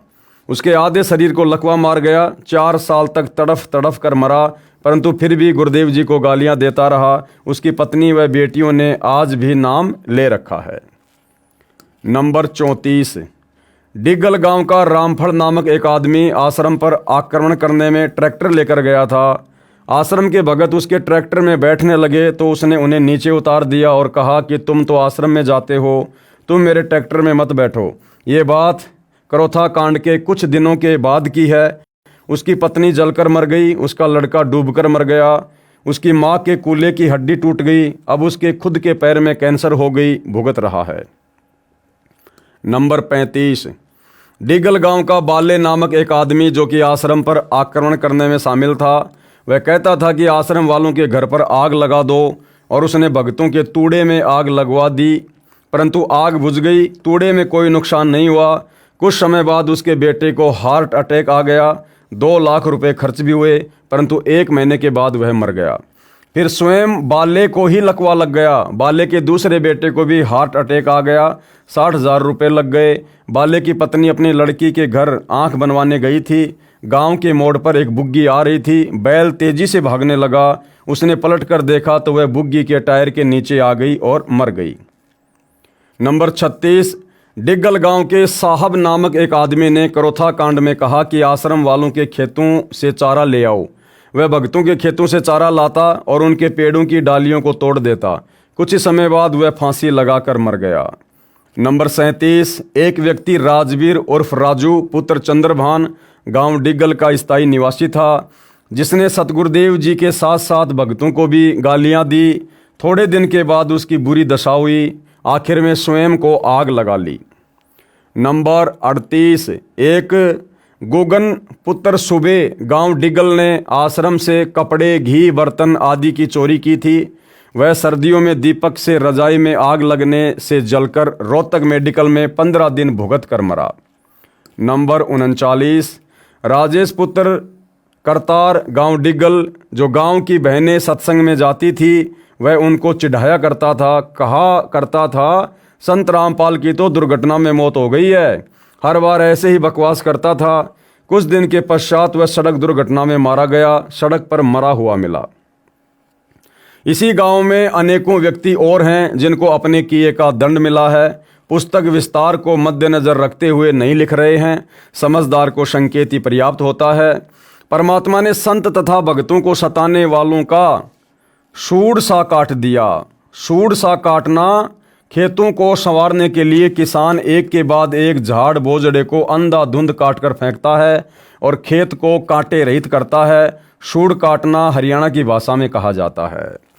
तो भाइयों और बहनों, आपने ये कुछ उदाहरण देख लिए गांव डिग्गल के, क्योंकि जिन गांवों ने सबसे ज़्यादा भूमिका निभाई थी करोथा कांड के समय, संत रामपाल जी व भक्तों को दुखी करने में, परेशान करने में, अंत में किस प्रकार से दुर्गति से उनकी मौत हुई है। अब भाइयों और बहनों देखो, विचार करने की बात है। परमात्मा कभी भी पक्षपात नहीं करता है, चाहे अपना हो चाहे पराया हो। जो परमात्मा सतगुरु रामपाल जी हम भक्तों को शिक्षा देते हैं कि भाई पक्षा पक्षी के कारणे सब जग रहा भुलान और निष्पक्ष होकर हरि भजय वो है संत सुजान। तो परमात्मा अपनी आत्माओं में चाहे भगत हो चाहे जगत हो, किसी में कोई भेदभाव नहीं करता है। सतगुरु का एक लक्षण है कि वे समदृष्टि होते हैं। जो जैसा करता है समय आने पर अपना भोगता है, और पुस्तक भी यही है, भोगेगा अपना कियारे। तो सतलोक आश्रम वाले कह रहे हैं कि जिन डिग्गल गांव वालों ने सतगुरु रामपाल जी के भक्तों को दुखी किया, परेशान किया, उनको गालियां दी और उन भक्तों को डंडू से मारा, अंत में उन लोगों की किस प्रकार दुर्गति से मौत हुई है, परिवार के परिवार उजड़ गए। भाइयों और बहनों, वो डिग्गल गांव वाले थे या झज्जर गांव वाले थे या बागपुर गांव वाले थे, उन्होंने जो गलतियां की वो गलतियां तो हैं। संत को चाहे अनजाने में दुखी करो चाहे जानबूझ के दुखी करो, वो कर्म तो बन गया, लिखा गया, जो आगे चलकर भोगना भी होता है। उनका बुरा समय जल्दी आ गया और उन्होंने अपनी सजा पाई। लेकिन भाइयों और बहनों, खुद सतलोक आश्रमों से जुड़े भक्तों ने, सतगुरु रामपाल जी के परिवार ने, उनके भाई बंधु रिश्तेदारों ने क्या बरवाला कांड 2014 में कुछ वैसी ही भूमिका नहीं निभाई है जिस प्रकार की भूमिका करोथा कांड के समय इन डिग्गल गांव वालों ने निभाई। अरे उन गांव वालों को तो ज्ञान नहीं था, वो तो अध्यात्म से अपरिचित थे, वो तो गलतियां कर सकते थे। लेकिन सतगुरु रामपाल जी का परिवार तो पिछले 25-30 वर्षों से उनकी भक्ति कर रहा था, आध्यात्मिक ज्ञान से परिचित था। फिर इन लोगों ने भक्तों को संत रामपाल जी के नाम की आड़ में कमांडो बनाकर, उनके हाथों में पत्थर देकर, पेट्रोल बम देकर, लठ देकर, बंदूकें देकर पुलिस प्रशासन के सामने मरने मारने के लिए क्यों खड़ा कर दिया। क्या ये गलती नहीं है? क्या ये लोग दोषी नहीं हैं? सतगुरु रामपाल जी जब पृथ्वी पर आते हैं, ये एक अच्छे और सच्चे नागरिक की भी भूमिका करते हैं। अगर संत ही देश का कानून तोड़ेगा, न्यायालय की अवहेलना करेगा, तो भला संत के शिष्य फिर उनकी आज्ञा कैसे मानेंगे? इसलिए तत्वदर्शी संत जब कभी पृथ्वी पर आता है, वो एक अच्छे और सभ्य नागरिक की भूमिका करता है।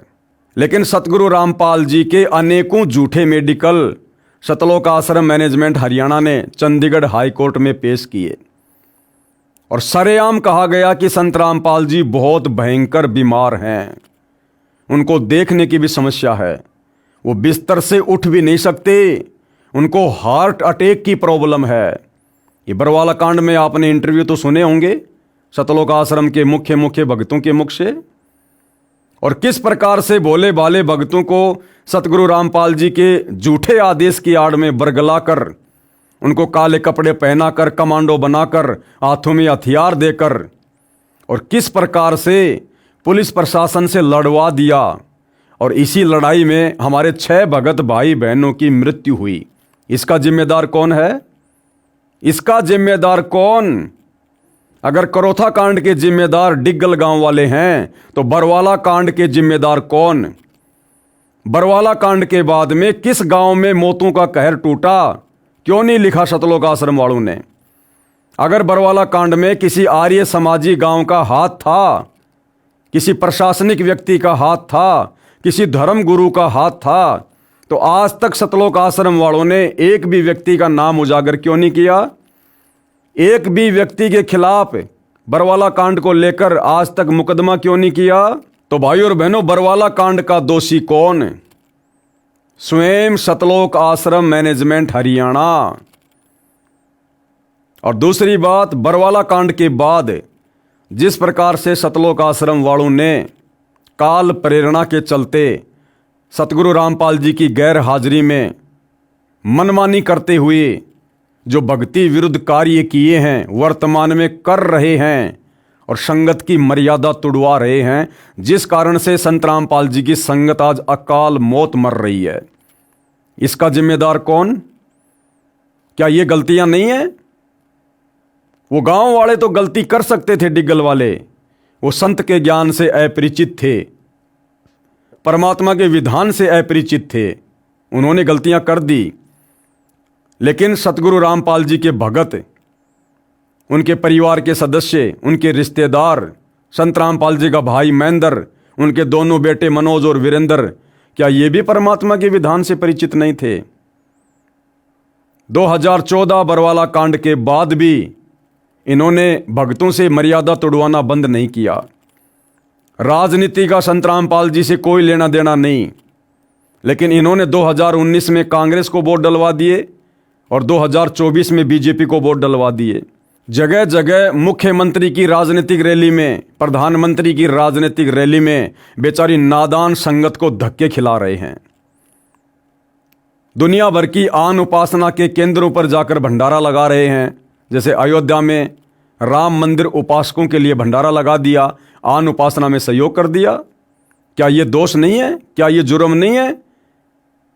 30 मई 2025 को रोहतक में परशुराम की जयंती पर, जिस जयंती से सतगुरु रामपाल जी का, उनके पंथ का, उनके भक्तों का किसी प्रकार से कोई लेना देना नहीं है, उस समाधि स्थल पर, उस परशुराम की जयंती पर हरियाणा रोडवेज की 500 बसों में बैठाकर राजनीतिक इशारों पर संत रामपाल जी के 50,000 भक्तों को वहां बैठा दिया गया, उनकी मर्यादा तोड़वाई गई। हरियाणा के जाट आरक्षण में, जिस आरक्षण से ना तो सतगुरु रामपाल जी का कोई लेना देना, ना उनके भक्तों का, और उन्हीं के नाम की आड़ में सतगुरु रामपाल जी के परिवार ने लाखों भक्तों को जाट आरक्षण में बैठा दिया। भक्तों के दान धर्म का पैसा करोड़ों में उन जाट आरक्षण वालों को चंदे के रूप में दिया गया। क्या ये गलतियां नहीं है? राजस्थान के गैंगस्टर आनंदपाल सिंह की सीबीआई जांच के समर्थन में 5 लाख रुपए राजपूत करणी सेना को अजमेर में दिए गए और हजारों भक्तों को राजपूत करणी सेना की रैली में बैठा दिया गया। क्या ये मर्यादा तोड़वाने के अंतर्गत नहीं आता है? धनाना गांव में करोड़ों रुपये का बैडमिंटन का स्टेडियम बनवा दिया गया, जबकि सतगुरु रामपाल जी अपने भक्तों को मोबाइल में भी किसी प्रकार का वीडियो गेम या अन्य किसी भी प्रकार का कोई भी गेम खेलने के लिए मना करते हैं। क्या ये मर्यादा तोड़वाना नहीं है? संगत के दान धर्म का दुरुपयोग नहीं है? और वर्तमान में तो इन्होंने हद कर रखी है। गांव गांव में जाकर संत रामपाल जी के झूठे मान सम्मान के बहाने सारा का सारा खर्चा खुद करते हैं। खाने का, पीने का, टेंट का, स्टेज का, डीजे का, स्क्रीन का, चेयर का, गांव वालों को बुलाते हैं, झूठा मान सम्मान करवाते हैं और वहां पर औरतों को नचवाते हैं, वहां पर औरतों को नचवाते हैं, वहां पर आदमियों को नचवाते हैं, वहां पर ढोलक पेटी के ऊपर भजन गवाए जाते हैं। क्या ये सतगुरु रामपाल जी की मर्यादाओं का उल्लंघन नहीं है? और भी भाई और बहनों, बहुत सारे कुक्रम जो आए दिन ये लोग करते ही जा रहे हैं काल प्रेरणा से। तो भाई और बहनों, अगर उन नादान व्यक्तियों को, डिग्गल गांव वालों को, जिनकी हिस्ट्री अभी आपने पढ़ी देखी, जिनको भक्ति का ज्ञान नहीं, भगवान की जानकारी नहीं, जब उन्होंने गलतियां की तो उन गलतियों की सजा उन्होंने समय आने पर कैसी कैसी पाई आपकी आंखों के सामने है।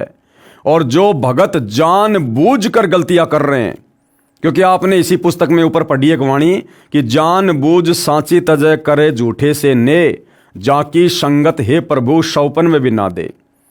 यानी जिन लोगों ने सतगुरु रामपाल जी को सताया, दुखी किया, उनका किस प्रकार से सर्वनाश हुआ।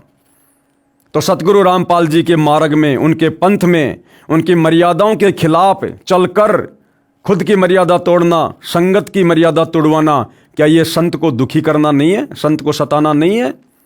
और खुद सतगुरु रामपाल जी हिसार जेल से विशेष संदेशों में रो रो कर मैसेज दे रहे हैं इन सतलोक आश्रम वालों को कि नादानो, तुम्हारे से तो जगत वाले अच्छे, जगत वाले, तुम इतने नीचे कैसे गिर गए, रोज मर्यादा तोड़ तोड़ कर तुम बैठे रहते हो।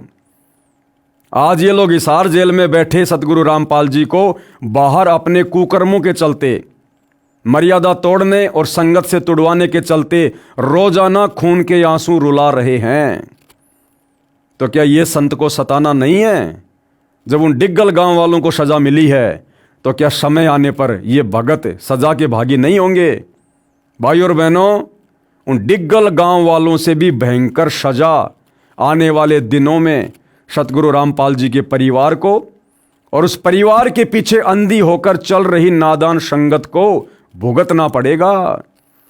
संत का विधान, परमात्मा का विधान, जगत हो या भगत हो, सबके ऊपर समान रूप से लागू होता है। भक्तों के पास अभी थोड़ा भक्ति धन है, बैटरी चार्ज है, इसलिए बुरा वक्त नहीं आ रहा, बाकी मर्यादा सबकी टूटी हुई है। जिस दिन आपके पुण्य खत्म होंगे, उन गांव वालों से भी बदतर हालत होगी। परमात्मा के विधान के अनुसार बता रहा हूं, विधान के अनुसार। बागपुर गांव में मौत का तांडव। अब बागपुर गांव में क्या हुआ फिर? बागपुर में 13वीं क्रिया से पहले दूसरी जवान मौत। दिनांक 12 जुलाई 2006 को करोथा आश्रम पर आक्रमण करने वालों में गांव बागपुर जिला झज्जर के कई व्यक्ति पहुंचे थे। एक सोनू नाम का लड़का आर्य समाजी जो पुलिस के साथ मुठभेड़ में मारा गया था, सरकार ने एक सदस्य को सरकारी नौकरी दी तथा 5 लाख रुपए सोनू के पिता को इनाम दिया। आर्य समाजी मुख्यमंत्री भूपेंद्र सिंह हुड्डा ने झूठा मुकदमा सतलोक आश्रम के संचालक संत रामपाल जी महाराज तथा उनके भक्तों पर बनाकर जेल में डाल दिया। और उसी भूपेंद्र सिंह हुड्डा को 2019 में इन्हीं सतलोक आश्रम मैनेजमेंट हरियाणा वाले भक्तों ने, सतगुरु रामपाल जी के परिवार ने एक बार फिर से हरियाणा का मुख्यमंत्री बनाने के लिए एडी से चोटी तक का जोर लगा दिया। हरियाणा में फुल टू फुल 2019 में इसी भूपेंद्र सिंह हुड्डा को समर्थन दिया गया, जो भूपेंद्र सिंह हुड्डा संत रामपाल जी पर झूठा मुकदमा 2006 में लगवा रहा है। तो भाइयों और बहनों, गुरुद्रोही कौन? जो अपने गुरुजी के दोषी, गुरुजी के अपराधी, करोथा कांड के अपराधी भूपेंद्र सिंह हुड्डा का आज वर्तमान में समर्थन कर रहा है। जिस भूपेंद्र सिंह हुड्डा ने अपने कुकर्मों के लिए आज तक कभी गुरुदेव से माफी तक नहीं मांगी। आर्य समाजी मुख्यमंत्री भूपेंद्र सिंह हुड्डा ने झूठा मुकदमा सतलोक आश्रम के संचालक संत रामपाल जी महाराज तथा उनके भक्तों पर बनाकर जेल में डाल दिया। रोहतक पेशी पर संत रामपाल जी महाराज के दर्शन करने आने वाले भक्तों को गांव डिगल, करोथा तथा गांव बागपुर के व्यक्तियों द्वारा बेरहमी से पीटा जाता है। और जब संत रामपाल जी के भगत अपनी तारीखों पर कोर्ट में जाते हैं या जाते थे, तो ये गांव वाले लोग उनको पीटा करते थे। और इसकी सजा फिर आगे चल के इनको क्या मिली होगी, लेखक आगे क्या बता रहा है। भोगेगा अपना किया रे, ये करोथा कांड की कुछ तस्वीरें हैं जो मार पिटाई से संबंधित हैं। क्यों, क्या लिखा हुआ यहां पर? कोर्ट के परिसर के बाहर पिटाई के बाद लहू लुहान हुआ युवक। युवक की पिटाई करते हुए ग्रामीण। यानी करोथा कांड के बाद जब संत रामपाल जी के भगत कोर्ट में अपनी तारीखों पर जाते थे, तो बागपुर गांव के लोग उन भक्तों की डंडों से पिटाई किया करते थे, उनको लहू लुहान कर दिया करते थे। और आगे चलकर दुर्गति से इन लोगों की फिर मौतें हुई। भाइयों और बहनों, आज यही कार्य तो सतलोक आश्रम कर रहा है। यही कार्य तो वर्तमान में भक्तों को डंडों से पीटना, पत्थरों से पीटना, उनकी मार पिटाई करना, ये सतलोक आश्रम वाले कर रहे हैं। तो क्या ये लोग आने वाले समय में परमात्मा के कहर से बच जाएंगे? मैं पवन दास, सतगुरु रामपाल जी का अदना सा शिष्य, 2014 बरवाला कांड के बाद जिस प्रकार से सतलोक आश्रम वालों ने सतगुरु रामपाल जी के भक्ति विधान को तोड़कर और सांसारिक लोगों के साथ मिलकर, राजनेताओं के साथ मिलकर जो भक्ति विरुद्ध कर्म करने शुरू किए, संगत की मर्यादाएं तोड़वानी शुरू की, तो मेरे साथ मेरे कुछ भगत भाई बहनों ने और मैंने संगत को जगाने के लिए वीडियो बनाने शुरू किए। और पिछले 10 वर्षों से हमारा ये संघर्ष इन सतलोक आश्रम वालों से चल रहा है। मुझ पवन दास के ऊपर 4 झूठे मुकदमे सतलोक आश्रम वालों ने लगा दिए। और मैं पवन दास जब 12 अगस्त 2025 को अपनी पेशी पर हिसार कोर्ट में गया, साथ में जयपुर से 2 भगत मेरे साथ थे, तो इन्हीं सतलोक आश्रम वालों ने, सतलोक आश्रम धनाना वालों ने, चांद राठी जो कि सतलोक आश्रम का मीडिया प्रभारी है, उसने अपने गुंडे भेजे, बसंत सैनी और कुछ भक्तों को जो 10-12 की संख्या में थे, गाड़ी में आए थे। और हिसार कोर्ट के बाहर जयपुर से जो 2 भगत मेरे साथ गए थे तारीख पर, भगत मुकेश दास, भगत मनोज दास, उन दोनों की इन लोगों ने किस प्रकार से बेरहमी से पिटाई की हिसार कोर्ट के बाहर पेट्रोल पंप पर, जिसका वीडियो हमने बाद में पेट्रोल पंप वालों से लिया, जो वीडियो आप जी देख रहे हैं। तो ये सारनाम प्राप्त भगत सतलोक आश्रम धनाना वाले, ये बसंत सैनी गांव गांद्रा जिला रोहतक वाला, जो अपने कुछ अन्य साथियों के साथ, जो कि सारे के सारे भगत हैं, और हम हिसार की तारीख पर गए लोगों को किस प्रकार से बेरहमी से पीट रहे हैं। तो क्या भाई समय आने पर इन लोगों के साथ इंसाफ नहीं होगा? क्या इन लोगों ने अपने किए कर्मों का भोग नहीं भोगना होगा? अरे गांव वालों के पास में तो पुण्य नहीं थे, भक्ति नहीं थी, इसलिए उनका सर्वनाश जल्दी हो गया। और भगत होकर, जानबूझकर सांची तजकर और अपने गुरु की मान मर्यादाओं की धज्जियां उड़ाते हुए अपने ही निर्दोष गुरु भाइयों को इस प्रकार से पीटने वाले, मारने वाले, क्या ये परमात्मा के कहर से बचेंगे? हम इनको कोई बद्दुआ नहीं देते, ना हम दे सकते परमात्मा के विधान अनुसार। लेकिन भाई और बहनों, परमात्मा का विधान है, भोगेगा अपना किया रे। इससे पहले जयपुर में मुझ पवन दास के घर में घुसकर सतलोक आश्रम के गुंडों ने, जिनमें सतलोक आश्रम का जो वर्ल्ड कोऑर्डिनेटर है देशराज मान दिल्ली वाला, जो उत्तर प्रदेश में श्यामली आश्रम का संचालक है, एक प्रवेश नाम का लड़का दिल्ली से, और यही बसंत सैनी और इसके साथ में 5-7 लोग और, ये सभी लोग जयपुर में मुझ पवन दास के घर पर आते हैं। मैंने अपना भगत भाई समझकर इनके लिए नाश्ते पानी का इंतज़ाम करवाया बच्चों को बोलकर। इन्होंने अचानक से हमारे ऊपर हमला बोल दिया, बच्चों को रसोई में धक्का देकर बंद कर दिया, बोले अगर आवाज़ की तो जान से मार देंगे। और मुझ पवन दास को आप देख रहे हैं किस प्रकार से इन्होंने लट्ठों से मारा, पूरा शरीर इन्होंने लाल कर दिया। वो तो गुरुदेव भगवान की रजा थी, जो दास को कोई विशेष नुकसान नहीं हुआ, अन्यथा अपनी तरफ से ये लोग मुझे जानवर की तरह मार कर गए थे। तो क्या समय आने पर भाई और बहनों इनका इंसाफ नहीं होगा? क्या अपने किए कर्मों का भोग ये लोग नहीं भोगेंगे? उससे पहले 2016 में मैं पवन दास मध्य प्रदेश में गया हुआ था, संगत के बीच में बैठा हुआ था, बरवाला कांड के विषय में भाई बहनों को बता रहा था। उसी समय मध्य प्रदेश का स्टेट कोऑर्डिनेटर विष्णु साहू अपने 10-12 साथियों के साथ गाड़ी भरकर हथियारों समेत आता है और किस प्रकार से मुझ पवन दास को सारे मिलकर लट्ठों से मार रहे हैं। क्या इससे परमात्मा खुश होता है, प्रसन्न होता है? क्या समय आने पर परमात्मा के भक्ति विधान से परिचित ये भगत भाई अपने किए कर्मों का भोग नहीं भोगेंगे? अवश्य भोगना पड़ेगा, अवश्य। ये परमात्मा का विधान है। परमात्मा के घर देर है, अंधेर नहीं है।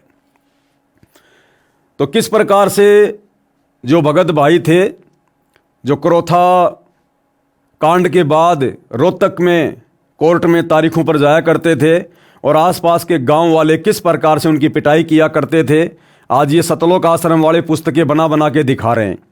क्या आने वाले समय में जो वीडियो तुम सतलोक आश्रम वालों के कुकर्मों के बन चुके हैं, मार पिटाई के बन चुके हैं, झूठे मुकदमों के बन चुके हैं, क्या देश और दुनिया नहीं देखा करेगी? क्या देश और दुनिया तुम्हें नहीं धिक्कारा करेगी? जिस प्रकार से आज भगत भाई इन लोगों को धिक्कार रहे हैं, तो भाई भोगेगा अपना किया रे, कर्म फल भोगना पड़ता है। ये अखबार की न्यूज है। हरिभूमि रोहतक मंगलवार 1 अगस्त 2006। रामपाल के अनुयायियों को धुना, जो तारीख पर जाया करते थे, किस प्रकार से गांव वाले उनकी पिटाई कर रहे हैं, ये देखिएगा। फिर हुई रामपाल के समर्थक की धुनाई। इस पाप कर्म का फल इन गांव वालों को मिला जो इस प्रकार है। लेखक कह रहा है कि संत रामपाल जी के भक्तों को मारने का, पीटने का जो फल है, आगे चलकर उन बागपुर गांव वालों को भी भुगतना पड़ा, जो इस प्रकार है। दिनांक 4/11/2010 के दैनिक भास्कर समाचार पत्र में छपा कि गांव बागपुर में 1 वर्ष में 100 से ज्यादा जवान मौत हो चुकी हैं। किसी साधु संत तथा झाड़ फूक वाले के बताए अनुसार 7 दिन की भी 13वीं करके देख ली, फिर भी 7 दिन के अंदर अन्य युवक की मौत हो गई। पाप बढ़ जाने के कारण सर्व जंतर मंत्र असफल हो जाते हैं। तो भाई गांव वालों के पास में तो भक्ति नहीं थी, वो संत रामपाल जी के भगत नहीं थे, जिस कारण से उनके पाप कर्म जल्दी उजागर हो गए और उनका सर्वनाश हो गया। सतलोक आश्रम से जुड़े भक्तों के पास जो अपने गुरु भाई बहनों को लठों से मारते हैं, डंडों से मारते हैं, लात घूंसों से मारते हैं, हम सत्सेवकों पर झूठे मुकदमे लगाते हैं, हमें परेशान करते हैं। भाई तुम्हारे पास अभी थोड़ी भक्ति शेष है, क्योंकि तुम काफी समय से भक्ति कर रहे हो, लेकिन वर्तमान में मर्यादा किसी की नहीं है, सारे के सारे पंचर हो। और संत के भक्तों के साथ पंगा, यानी भक्ति का जल्दी सर्वनाश होना, बड़ा पंचर लगना, आने वाले समय में क्या होगा? हम तो यही प्रार्थना करेंगे कि परमात्मा तुम्हें सद्बुद्धि दे और आप सतलोक आश्रम वाले नाक रगड़ रगड़ के सतगुरु रामपाल जी से 2014 बरवाला कांड और उसके बाद से लेकर वर्तमान समय तक जो कुकर्म कर रहे हो, सारी संगत की मर्यादा तुड़वा चुके हो, माफी मांग लो, अन्यथा भाई और बहनों दुर्गति ज्यादा दूर नहीं है। बागपुर गांव में मौत का तांडव। कृपया पढ़ें दैनिक भास्कर समाचार पत्र की फोटोकॉपी दिनांक 4/11/2010 की। दैनिक भास्कर, मौत के डर से बागपुर में नहीं मनेगी दिवाली, हवन करके टालना चाहते हैं बुरी बलाएं। 7 दिन की 13वीं। गांव के बुजुर्गों का कहना है कि पंचायत कर और सिद्ध महात्माओं से सलाह लेकर मृत्यु संस्कार के बाद 13 दिन की 13वीं को 7 दिन का भी करके देख चुके हैं, लेकिन कोई फायदा नहीं हो रहा है। 7 दिन पहले और कोई जवान मौत हो जाती है। चंदे से कराया हवन, ये अखबार की कटिंग है। भोगेगा अपना किया रे, पेज नंबर 15। बागपुर गांव के कुछ मुख्य पापियों पर कहर इस प्रकार टूटा। नंबर 1, पंडित विजेंद्र पुत्र प्रताप सिंह। नंबर 2, पंडित राजवीर पुत्र मनसाराम। पंडित कृष्ण पुत्र सुखलाल। ऊपर लिखित तीनों व्यक्तियों ने आर्य समाजियों द्वारा भ्रमित होकर पूर्ण परमात्मा के अवतार संत रामपाल जी महाराज के खिलाफ अभद्र शब्दों का प्रयोग करके भजन तथा रागनी बनाई तथा जगह जगह खड़े होकर लोगों को गा गा कर सुनाई तथा दुष्प्रचार किया। इन दुष्ट व्यक्तियों के लिए तो ये मनोरंजन था, लेकिन भक्तों की आत्मा इन्हें सुनकर बहुत रोती थी। इन अत्याचारियों पर काल का कहर इस प्रकार टूटा। आश्रम वाले कह रहे हैं कि उन गांव वालों ने रागनियां बना बनाकर मनोरंजन के मकसद से संत रामपाल जी के खिलाफ अभद्र शब्दों का प्रयोग करते हुए लोगों को सुना सुनाकर मनोरंजन बना लिया। उन लोगों के लिए तो वो मनोरंजन था, लेकिन भक्तों की आत्मा रोया करती थी। ठीक इसी प्रकार भाइयों और बहनों, वर्तमान में सतगुरु रामपाल जी की गैर हाजिरी में ये सतलोक आश्रम वाले, सतगुरु रामपाल जी के परिवार वाले इसी प्रकार से धर्म को धंधा बनाकर मनोरंजन कर रहे हैं। भाइयों और बहनों, हाल ही 7 दिसंबर 2025 को गांव धीरणवास में सतगुरु रामपाल जी की फोटो का जिस प्रकार से झूठा मान सम्मान करवाया गया है, क्योंकि वो लाखों का टेंट, खाने पीने की सामग्री, सारा खर्चा खुद ये सतलोक आश्रम वाले करते हैं। उस धीरणवास के झूठे मान सम्मान के कार्यक्रम में भाई और बहनों, सतगुरु रामपाल जी के शब्दों पर इन लोगों ने ढोलक पेटी के साथ में लोगों को नचवा दिया। वहां पर एक प्रकार से भांडगिरी शुरू करवा दी, भांडगिरी। क्या इससे भक्तों की आत्मा दुखी नहीं होती? क्या इससे संत रामपाल जी की आत्मा दुखी नहीं होती? दिल्ली के एक कार्यक्रम में हाल ही 9 दिसंबर 2025 को दिल्ली में एक कार्यक्रम आयोजित किया गया, भारत गौरव अवार्ड। और वहां ये सतलोक आश्रम वाले, सतगुरु रामपाल जी के परिवार वाले, सतगुरु रामपाल जी का झूठा मान सम्मान करवाने के लिए उनकी प्रतिमा को लेकर जाते हैं। और उस कार्यक्रम में सतगुरु रामपाल जी के परिवार वाले सबसे आगे बैठे हैं और वहां पर लड़कियां डांस कर रही हैं, औरतें नाच रही हैं।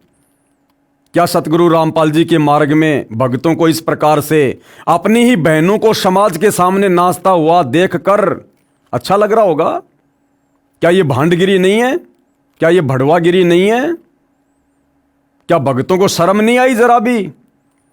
पूरे विश्व के प्राणी हमारे भाई बहन हैं और हमारी बहनें दुनिया का मनोरंजन करने के लिए उस कार्यक्रम में नाच रही हैं और ये सतलोक आश्रम वाले बैठे बैठे आनंद मना रहे हैं, मनोरंजन के रूप में ले रहे हैं। क्या ये भांडगिरी नहीं है?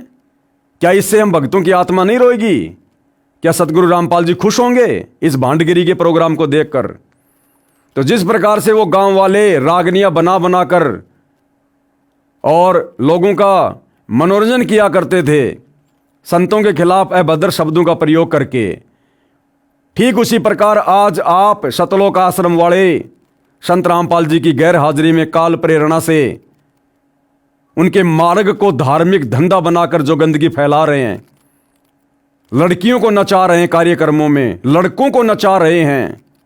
संत रामपाल जी का एक शब्द है, जय बोलो बंदी छोड़ की, तो मिलकर संगत सारी जय बोलो बंदी छोड़ की।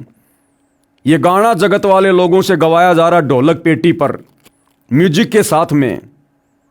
क्या इससे भगत बड़े प्रसन्न होंगे? हाँ, वो भगत प्रसन्न हो सकते हैं जो काल प्रेरित हैं, जो सतगुरु रामपाल जी के भक्ति विधान से अपरिचित हैं। लेकिन अगर पूछा जाए उन भक्तों से जो सतगुरु रामपाल जी की सत भक्ति कर रहे हैं, मर्यादा में रहकर, इस मार्ग को समझकर, ज्ञान को आधार बनाकर, क्या उनकी आत्मा दुखी नहीं हुई? क्या हिसार जेल में बैठे अंतर्यामी सतगुरु रामपाल जी की आत्मा दुखी नहीं हुई? तो क्या आने वाले समय में कर्मों की सजा आप सतलोक आश्रम वालों को नहीं भोगनी पड़ेगी? अरे तुमने भी तो वही सारे कुकर्म कर दिए जो कुकर्म उस समय उन नादान गांव वालों ने किए। जब उन्होंने समय आने पर सजा पाई तो तुम्हारी सजा परमात्मा कैसे टाल देगा भाई? परमात्मा तो निष्पक्ष होकर सबके कर्मों का भोग देता है। वो तो समदृष्टि है, भेदभाव नहीं करता, पक्षपात परमात्मा नहीं करता। लेकिन फिलहाल तुम्हारे पास में पुण्य है, लेकिन वर्तमान में मर्यादा नहीं है। जिस दिन पाप कर्मों का दौर शुरू होगा, समझ में नहीं आएगी कि हमारे साथ आखिर ये हो क्या रहा है। पंडित विजेंद्र पुत्र प्रताप सिंह, इस व्यक्ति को इसके गलत कर्मों की क्या सजा मिली? इस व्यक्ति के 2 पुत्र मृत्यु को प्राप्त हुए। बड़ा लड़का उम्र 12 साल रोड दुर्घटना में तथा छोटा लड़का उम्र 9 साल बीमारी से तड़फ तड़प कर मृत्यु को प्राप्त हुआ। दूसरा पंडित राजवीर पुत्र मनसाराम, इस व्यक्ति के परिवार में क्या दुर्घटना घटी? इस व्यक्ति से काल ने अपनी ही चाची की हत्या करवाई, जिस कारण आपसी रंजिश भी हो गई तथा 302 का मुकदमा बना और जेल जाना पड़ा। इस कारण घर की आर्थिक स्थिति खराब हो गई और इसी कारण अपनी जमीन बेचनी पड़ी।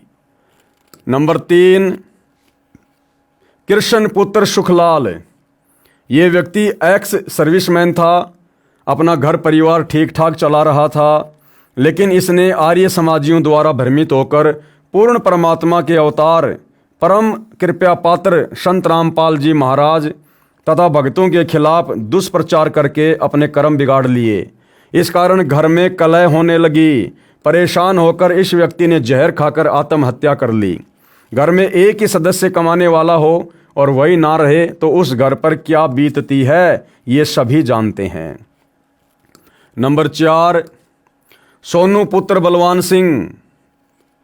प्रत्यक्ष दृष्टाओं का ये भी कहना है कि सोनू सन 2006 के करोथा कांड में आर्य समाजियों का हितैषी था तथा उन्हीं की गोली का शिकार हुआ। ब्रह्मानंद आपराधिक प्रवृत्ति का इंसान है और आचार्य बलदेव का शिष्य है। इन दुष्ट व्यक्तियों का उद्देश्य भी किसी की मौत से पूरा होना था। आर्य समाजी मारना तो आश्रम के भक्तों को चाहते थे, लेकिन पूर्ण परमात्मा की शक्ति के आगे ये सफल नहीं हो पाए। अंततः ब्रह्मानंद ने अपने ही सहयोगी सोनू को मारना पड़ा ताकि संत रामपाल जी महाराज पर 302 का मुकदमा बनवा सके, जो सरकार के साथ पहले से तय प्रोग्राम था। इसके बाद सरकार की मिली भगत से सोनू के पिता बलवान सिंह को 5 लाख रुपए आर्थिक सहायता तथा मुंह बंद रखने के लिए सोनू के बड़े भाई को सरकारी नौकरी दी और साथ में धमकी दी कि सोनू की मौत का अगर जिक्र भी किया तो हम नौकरी दिलवा सकते हैं, तो इसे छुटवा भी सकते हैं। सरकार का नौकरी देने का मकसद था कि कत्ल की जांच ना हो। सरकार द्वारा जो आर्थिक मदद हुई थी वह आर्य समाजियों ने यह कहकर कि बाद में इस गेट का सारा खर्च आर्य प्रतिनिधि सभा दे देगी। बलवान द्वारा गांव बागपुर के मुख्य रास्ते पर सोनू द्वार बनवा दिया। इस मध्यस्थता में गांव का ही एक और आर्य समाजी मेहर सिंह भी था, लेकिन आर्य समाजियों ने बाद में पैसा देने से इनकार कर दिया। इस कारण मेहर सिंह का भी सामाजिक शोषण आर्य समाजियों ने किया। मेहर सिंह तथा तेजबीर पर पहले भी गांव वालों ने आरोप लगाया था कि तुमने सोनू को मरवा दिया। इस कारण मेहर सिंह परेशान रहने लगा और आखिर हृदय गति रुकने से उसकी मौत हो गई। इसके बाद आर्य समाजियों का सारा दबाव बलवान पर आ गया, जिसके लड़के की मौत हुई थी। 5 लाख रुपए मिले थे, कुछ पैसा गेट निर्माण पर लग गया। ऊपर से आर्य समाजियों का दबाव था कि यहाँ आदमियों की गाड़ियाँ भरकर लाओ, कल वहाँ जाओ। 12 मई सन 2013 वाले कांड में भी आर्य समाजियों ने बलवान पर दबाव बनाया कि यहाँ हथियारों तथा गुंडों पर बहुत खर्च हो रहा है, इसमें सहयोग करो। तात्पर्य है कि जो 5 लाख रुपए प्राप्त हुए थे आचार्यों ने सर्व खर्च करा दिए। इसी दबाव में बलवान भी परेशान रहने लगा। अंततः अप्रैल 2014 में उसका भी हृदय गति रुकने से देहांत हो गया। चांद सिंह पुत्र दीपचंद, इसके परिवार पर क्या कहर टूटा। ये व्यक्ति बलवान का छोटा भाई तथा सोनू का सगा चाचा था, जिसकी बीमारी से बहुत परेशान होकर मौत हुई तथा चांद का एक लड़का भी कैंसर से पीड़ित होकर काल का ग्रास बना। मेहर सिंह पुत्र बलवंत और जयपाल पुत्र लालचंद, इन व्यक्तियों के साथ क्या गुजरी। इन व्यक्तियों ने आर्य समाजियों की भीड़ जुटाने में पूरी मदद की थी। लोगों को बहला फुसलाकर गाड़ियों में बैठाना इनका मुख्य कार्य था। इसी सहयोग के कारण इन्होंने अपने पाप कर्म बढ़ा लिए। नंबर 6, मेहर सिंह पुत्र बलवंत सिंह। ये व्यक्ति अपने छोटे लड़के के पास रहता था, जिसका नाम विजेंद्र है। उसका एक्सीडेंट में पैर टूटा तथा उसके पास एक ही लड़का था, वो भी काल का ग्रास बन गया और खुद मेहर सिंह की भी हृदय गति रुकने से यानी हार्ट अटैक से मौत हो गई। नंबर 7, जयपाल पुत्र लालचंद। ये व्यक्ति आर्य समाजियों का पूर्ण रूप से सहयोगी है। इसके लड़के को सन 2006 के करोथा कांड में गोली भी लगी थी। इसकी पत्नी को कैंसर का रोग हो गया तथा इसी में इसके पिताजी की भी मौत हो गई और ये खुद नशे का आदी हो गया। इन्हीं की एक छोटी बहन है जो उस समय गांव बागपुर में किसी के पास रहती थी। उस लड़की का नाम काले है, जो इसी माहौल में रहकर गुरुदेव के खिलाफ गलत बयानबाजी करने लगी। इस लड़की पर ऐसा कहर टूटा जो बहुत दिल दहलाने वाला है। इसके 2 बच्चे, एक लड़का तथा एक लड़की थी। लड़का हरियाणा पुलिस में लगा हुआ था। दोनों की ही रोड दुर्घटना में मृत्यु हो गई। इस लड़की का घरवाला पहले काल का ही ग्रास बन चुका था। अब यह लड़की परिवार के 4 सदस्यों में अकेली बची हुई थी। नंबर 9, नसीब पुत्र सतबीर सिंह। ये लड़का भी विरोध करने में अग्रणी था। ये भी पूर्ण परमात्मा के खिलाफ बोलता था। इस पर भी काल का कहर टूटा तथा 302 के मुकदमे के विरोध में जेल जाना पड़ा। आर्य समाजी आचार्य बलदेव विजयपाल सतवीर शास्त्री तथा अन्य 12 मई 2013 को पुनः सतलोक आश्रम पर आक्रमण करने में सहयोग देने के लिए गांव बागपुर में गए तथा गांव इकट्ठा किया और अपना घटिया मंसूबा बताया, तो बागपुर की पंचायत ने कहा कि हम तो उसी दिन को पछता रहे हैं जब 12 जुलाई 2006 को तुम्हें सच्चा व्यक्ति जानकर गांव से कई गाड़ियां भरकर आदमी लड़ाई के लिए भेजे थे। 12 मई 2013, जबकि करोथा कांड तो 2006 में हुआ था, लेकिन 12 मई 2013 को भाई और बहनों चंडीगढ़ हाई कोर्ट ने सतलोक आश्रम करोथा वापस सतगुरु रामपाल जी को सौंप दिया था और सतगुरु रामपाल जी ने वहाँ पर भक्तों को भेजा साफ सफाई के लिए। लेकिन आर्य समाजियों ने विरोध करना शुरू कर दिया और उसी सिलसिले में फिर आर्य समाज के प्रतिनिधियों ने, आचार्यों ने गांव वालों को बरगलाना शुरू किया कि हमने फिर से इकट्ठा होकर सतलोक आश्रम करोथा पर आक्रमण करना है।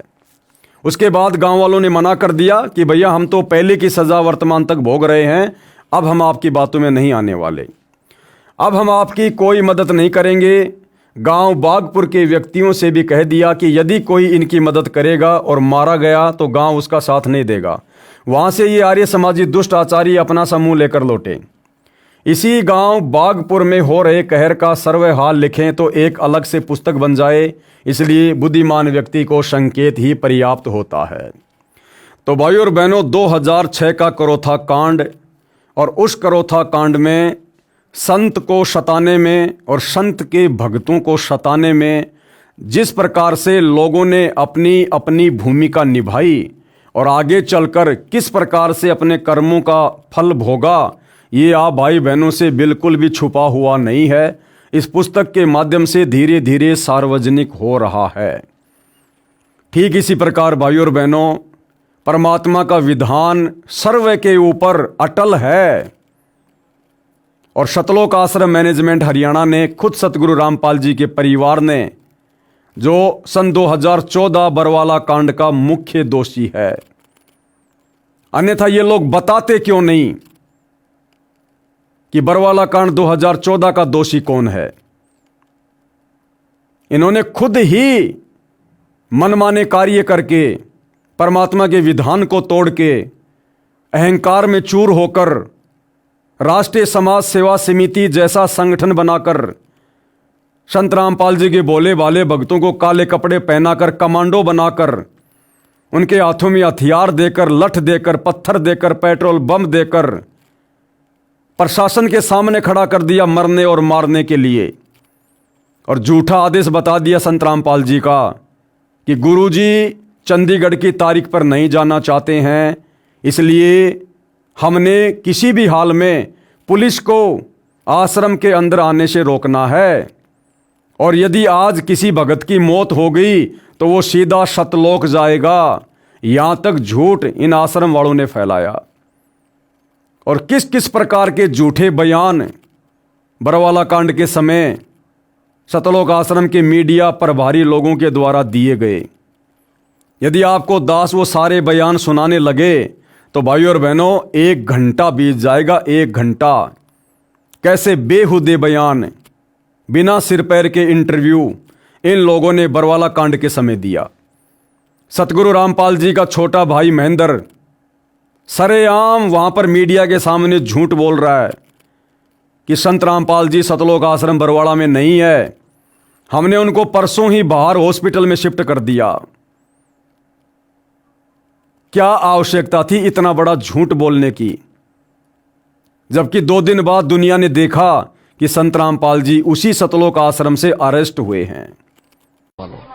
हमारे साथ संत रामपाल जी के भाई महेंद्र दास भी मौजूद हैं। इनसे जानेंगे, महेंद्र दास जी, अचानक से हालात काफी बिगड़ते नजर आ रहे हैं, तो ऐसे तो काफी नुकसान होने की आशंका है। ऐसा हम तो शांतिपूर्ण तरीके से बैठे हैं, अपने आश्रम के अंदर हैं और ये बल प्रयोग करना चाहते हैं, हमें नाजायज तंग कर रहे हैं। लेकिन आश्रम के लोग भी जैसे टकराव की स्थिति में नजर आ रहे हैं, तो क्या कोई बीच का रास्ता नहीं निकल सकता? बीच का तो यही है कि माननीय न्यायाधीश को चाहिए कि अपने पर विचार करे। हमको डकैत नहीं है, इतना बड़ा ये केस नहीं है, एक कोर्ट की अवमानना केस उन्होंने खुद बनाया और खुद सुन रहे हैं, इसमें न्याय की उम्मीद है। लेकिन जिस तरह से पुलिस कह रही है यहाँ तो गिरफ्तारी करनी पड़ेगी क्योंकि हाई कोर्ट के आदेश हैं, तो क्या संत रामपाल आत्मसमर्पण कर सकते हैं? अब वो यहाँ है ही नहीं, तो स्वास्थ्य इलाज करवा रहे हैं, बाहर गए हैं, उनको बाहर शिफ्ट कर दिया हमने परसों। लेकिन क्या वो आत्मसमर्पण करने के लिए तैयार हो जाएंगे? अगर हमारी हाई कोर्ट में बेल कैंसिल करते हैं तो नहीं होंगे, तो नाजायज बेल कैंसिल करने जा रहे हैं, आज उस पर सुनवाई है। अब उस केस का इस अवमानना से क्या लिंक था? ये अवमानना बनाई इसीलिए गई थी कि उस बेल कैंसिल करके अंदर ठोक दें। एक सबसे बड़ा सवाल यही है कि आपका कहना है कि संत रामपाल आश्रम के अंदर मौजूद नहीं है। अगर संत रामपाल आश्रम के अंदर मौजूद नहीं है तो क्यों फिर पुलिस को रोका जा रहा है? पुलिस अगर जाकर के चेक करती है संत रामपाल नहीं होंगे तो पुलिस वापस चली जाएगी। क्योंकि यहाँ कल एसडीएम ने और डीसी ने बताया, एसडीएम आदेश पड़ रहा था कि हमने इसको सील कर लिया है, नाजायज तरीके सील करने के आदेश दिए, अपने आश्रम को नहीं छोड़े, आश्रम की सुरक्षा के लिए बैठे हैं अब हम। ठीक है, ओके। तो ये थे महेंद्र दास, संत रामपाल के भाई हैं और जो आश्रम के प्रवक्ता राज कपूर ने हमसे बात की। इनका कहना है कि आश्रम के लोग किसी भी हाल में पीछे नहीं हटेंगे, यानी कि अगर पुलिस आगे जाएगी तो इनका कहना है कि यह लोग अपनी जान तक देने के लिए तैयार हैं। यानी कि सीधा सीधा कह सकते हैं कि टकराव की स्थिति यहाँ पर पैदा हो चुकी है। अब देखना होगा कि ऐसे हालातों में आखिर इस मामले का निपटारा कैसे होगा, कैसे हाईकोर्ट के आदेश का पालन होगा और कैसे हो पाएगी संत रामपाल की गिरफ्तारी। कैमरामैन सुमित क्लियर के साथ नृपिंदर सिंह ब्राड़, एबीपी न्यूज बरवाला, हिसार। सतलोक आश्रम का एक अन्य मीडिया प्रभारी जिसका नाम है राज कपूर उर्फ प्रियतम सिंह, उसने बयान दिया कि आने वाली 17 तारीख तो क्या, उसके बाद भी हम सतगुरु रामपाल जी को किसी भी झूठे मुकदमे में कोर्ट में तारीख पर नहीं जाने देंगे। और अगर सतगुरु रामपाल जी खुद भी तारीख पर जाना चाहेंगे, शब्दों पर ध्यान देना भाई और बहनों, आप बालक नहीं हो। उसने कहा यदि सतगुरु रामपाल जी खुद भी तारीख पर जाना चाहेंगे तो हमारी लाशों के ऊपर से गुजरना पड़ेगा। रामपाल जी महाराज के खिलाफ प्रशासन ने यदि कानून की आड़ लेके, न्यायालय का भय दिखा के यदि कोई उन्हें फंसाने का प्रयास किया, उन्हें गिरफ्तार करने का बीमारी की हालत में प्रयास किया, तो हम अपनी जान देकर उसका विरोध करेंगे। और उसके बावजूद यदि संत रामपाल जी महाराज भी इस हालात में खुद न्यायालय जाना चाहें तो संत रामपाल जी महाराज को भी हमारी 1 लाख लोगों की लाशों के ऊपर से गुजरना पड़ेगा। ये आज हमने निर्णय लिया है सर। इसलिए किसी भी सूरत में 17 तारीख तो क्या, उससे आगे भी हम संत रामपाल जी महाराज को किसी भी झूठे मुकदमे में न्यायालय में उपस्थित नहीं होने देंगे जब तक हम जिंदा हैं। 1 लाख लोग, ये 25 लाख भारत के अन्य हिस्सों में रहते हैं, वो सब के सब मरना पसंद करेंगे अन्याय को सहन करने के बजाय। तो ये गुरु भगत हैं या गुरु द्रोही हैं? और इन्होंने ऐसा किया भाई और बहनों, बेचारे निर्दोष भक्तों को पुलिस के हाथों मरवा दिया। और उन हत्याओं का मुकदमा किसके सिर लगा? सतगुरु रामपाल जी के। आज पिछले 10 वर्षों से हिसार जेल में सजा कौन काट रहे हैं? सतगुरु रामपाल जी। और ये सारे के सारे नालायक व्यक्ति अपनी अपनी जमानत करवाकर आज उसी परम संत के नाम पर बोली भाली संगत की भक्ति विरुद्ध कार्य कर करके मर्यादा तोड़वा रहे हैं। तो भाई और बहनों, समय आने पर इन लोगों के साथ में क्या होगा ये भी छुपा हुआ नहीं है। आने वाले समय में लोगों को पुस्तकें लिखने पड़ेंगी, पुस्तकें, कि किन किन नालायक भक्तों ने, सतगुरु रामपाल जी के परिवार ने, उनके रिश्तेदारों ने, भाई बंधुओं ने संत जी के जेल में रहते सहते बाहर जो भक्ति विरुद्ध कर्म करके संगत की मर्यादा तुड़वाई, काल की गोद में बैठाया, आगे चलकर उन लोगों को क्या क्या कष्टों का सामना करना पड़ा, कैसी कैसी यातनाएं भोगनी पड़ी। आने वाली पीढ़ियां भी सावधान रहेंगी, सावधान, कि परमात्मा ऐसी गलती हम नादानों से कभी भूलकर ना हो जाए जो गलतियां इस काल ने आपके कलयुगी परिवार से करवा दी, इन बड़े बड़े भक्तों से करवा दी। तो भाई और बहनों, इतिहास बनेगा, इतिहास। तो आज की वीडियो में भाई और बहनों, पूज्य गुरुदेव भगवान के आशीर्वाद से केवल इतना ही। इस पुस्तक भोगेगा अपना किया के ऊपर वीडियो बनाने की श्रृंखला जारी है। कल हम फिर से इस पुस्तक पर वीडियो बनाएंगे, आप जियों के समक्ष आएंगे और बहुत सारी सच्चाई और बहुत सारी शिक्षा इस पुस्तक के माध्यम से हमें जानने और समझने को मिलेगी। और भविष्य में हम भी सतर्क रहेंगे कि जो गलतियां काल प्रेरणा से गुरुदेव के ज्ञान को आधार ना बनाकर गुरु को अपने जैसा मानुष मानकर हमारे ही भगत भाई बहनों ने की, सतलोक आश्रम वालों ने की, ऐसी गलतियां निकट भविष्य में हमसे कभी ना हो जाए तो हम सतर्क भी रहेंगे। और सतर्क रहेंगे तो मर्यादा टूटने से बचेगी, और मर्यादा टूटने से बचेगी तो हमारी भक्ति भी फलेगी और फूलेगी। तो भाई और बहनों, आज की वीडियो में केवल इतना ही। गुरुदेव भगवान हम सभी को आशीर्वाद दें, सद्बुद्धि दें और हमें सत भक्ति मार्ग पर मर्यादाओं के साथ आगे बढ़ने की प्रेरणा करें। बंदी छोड़ सतगुरु रामपाल जी भगवान की जय हो।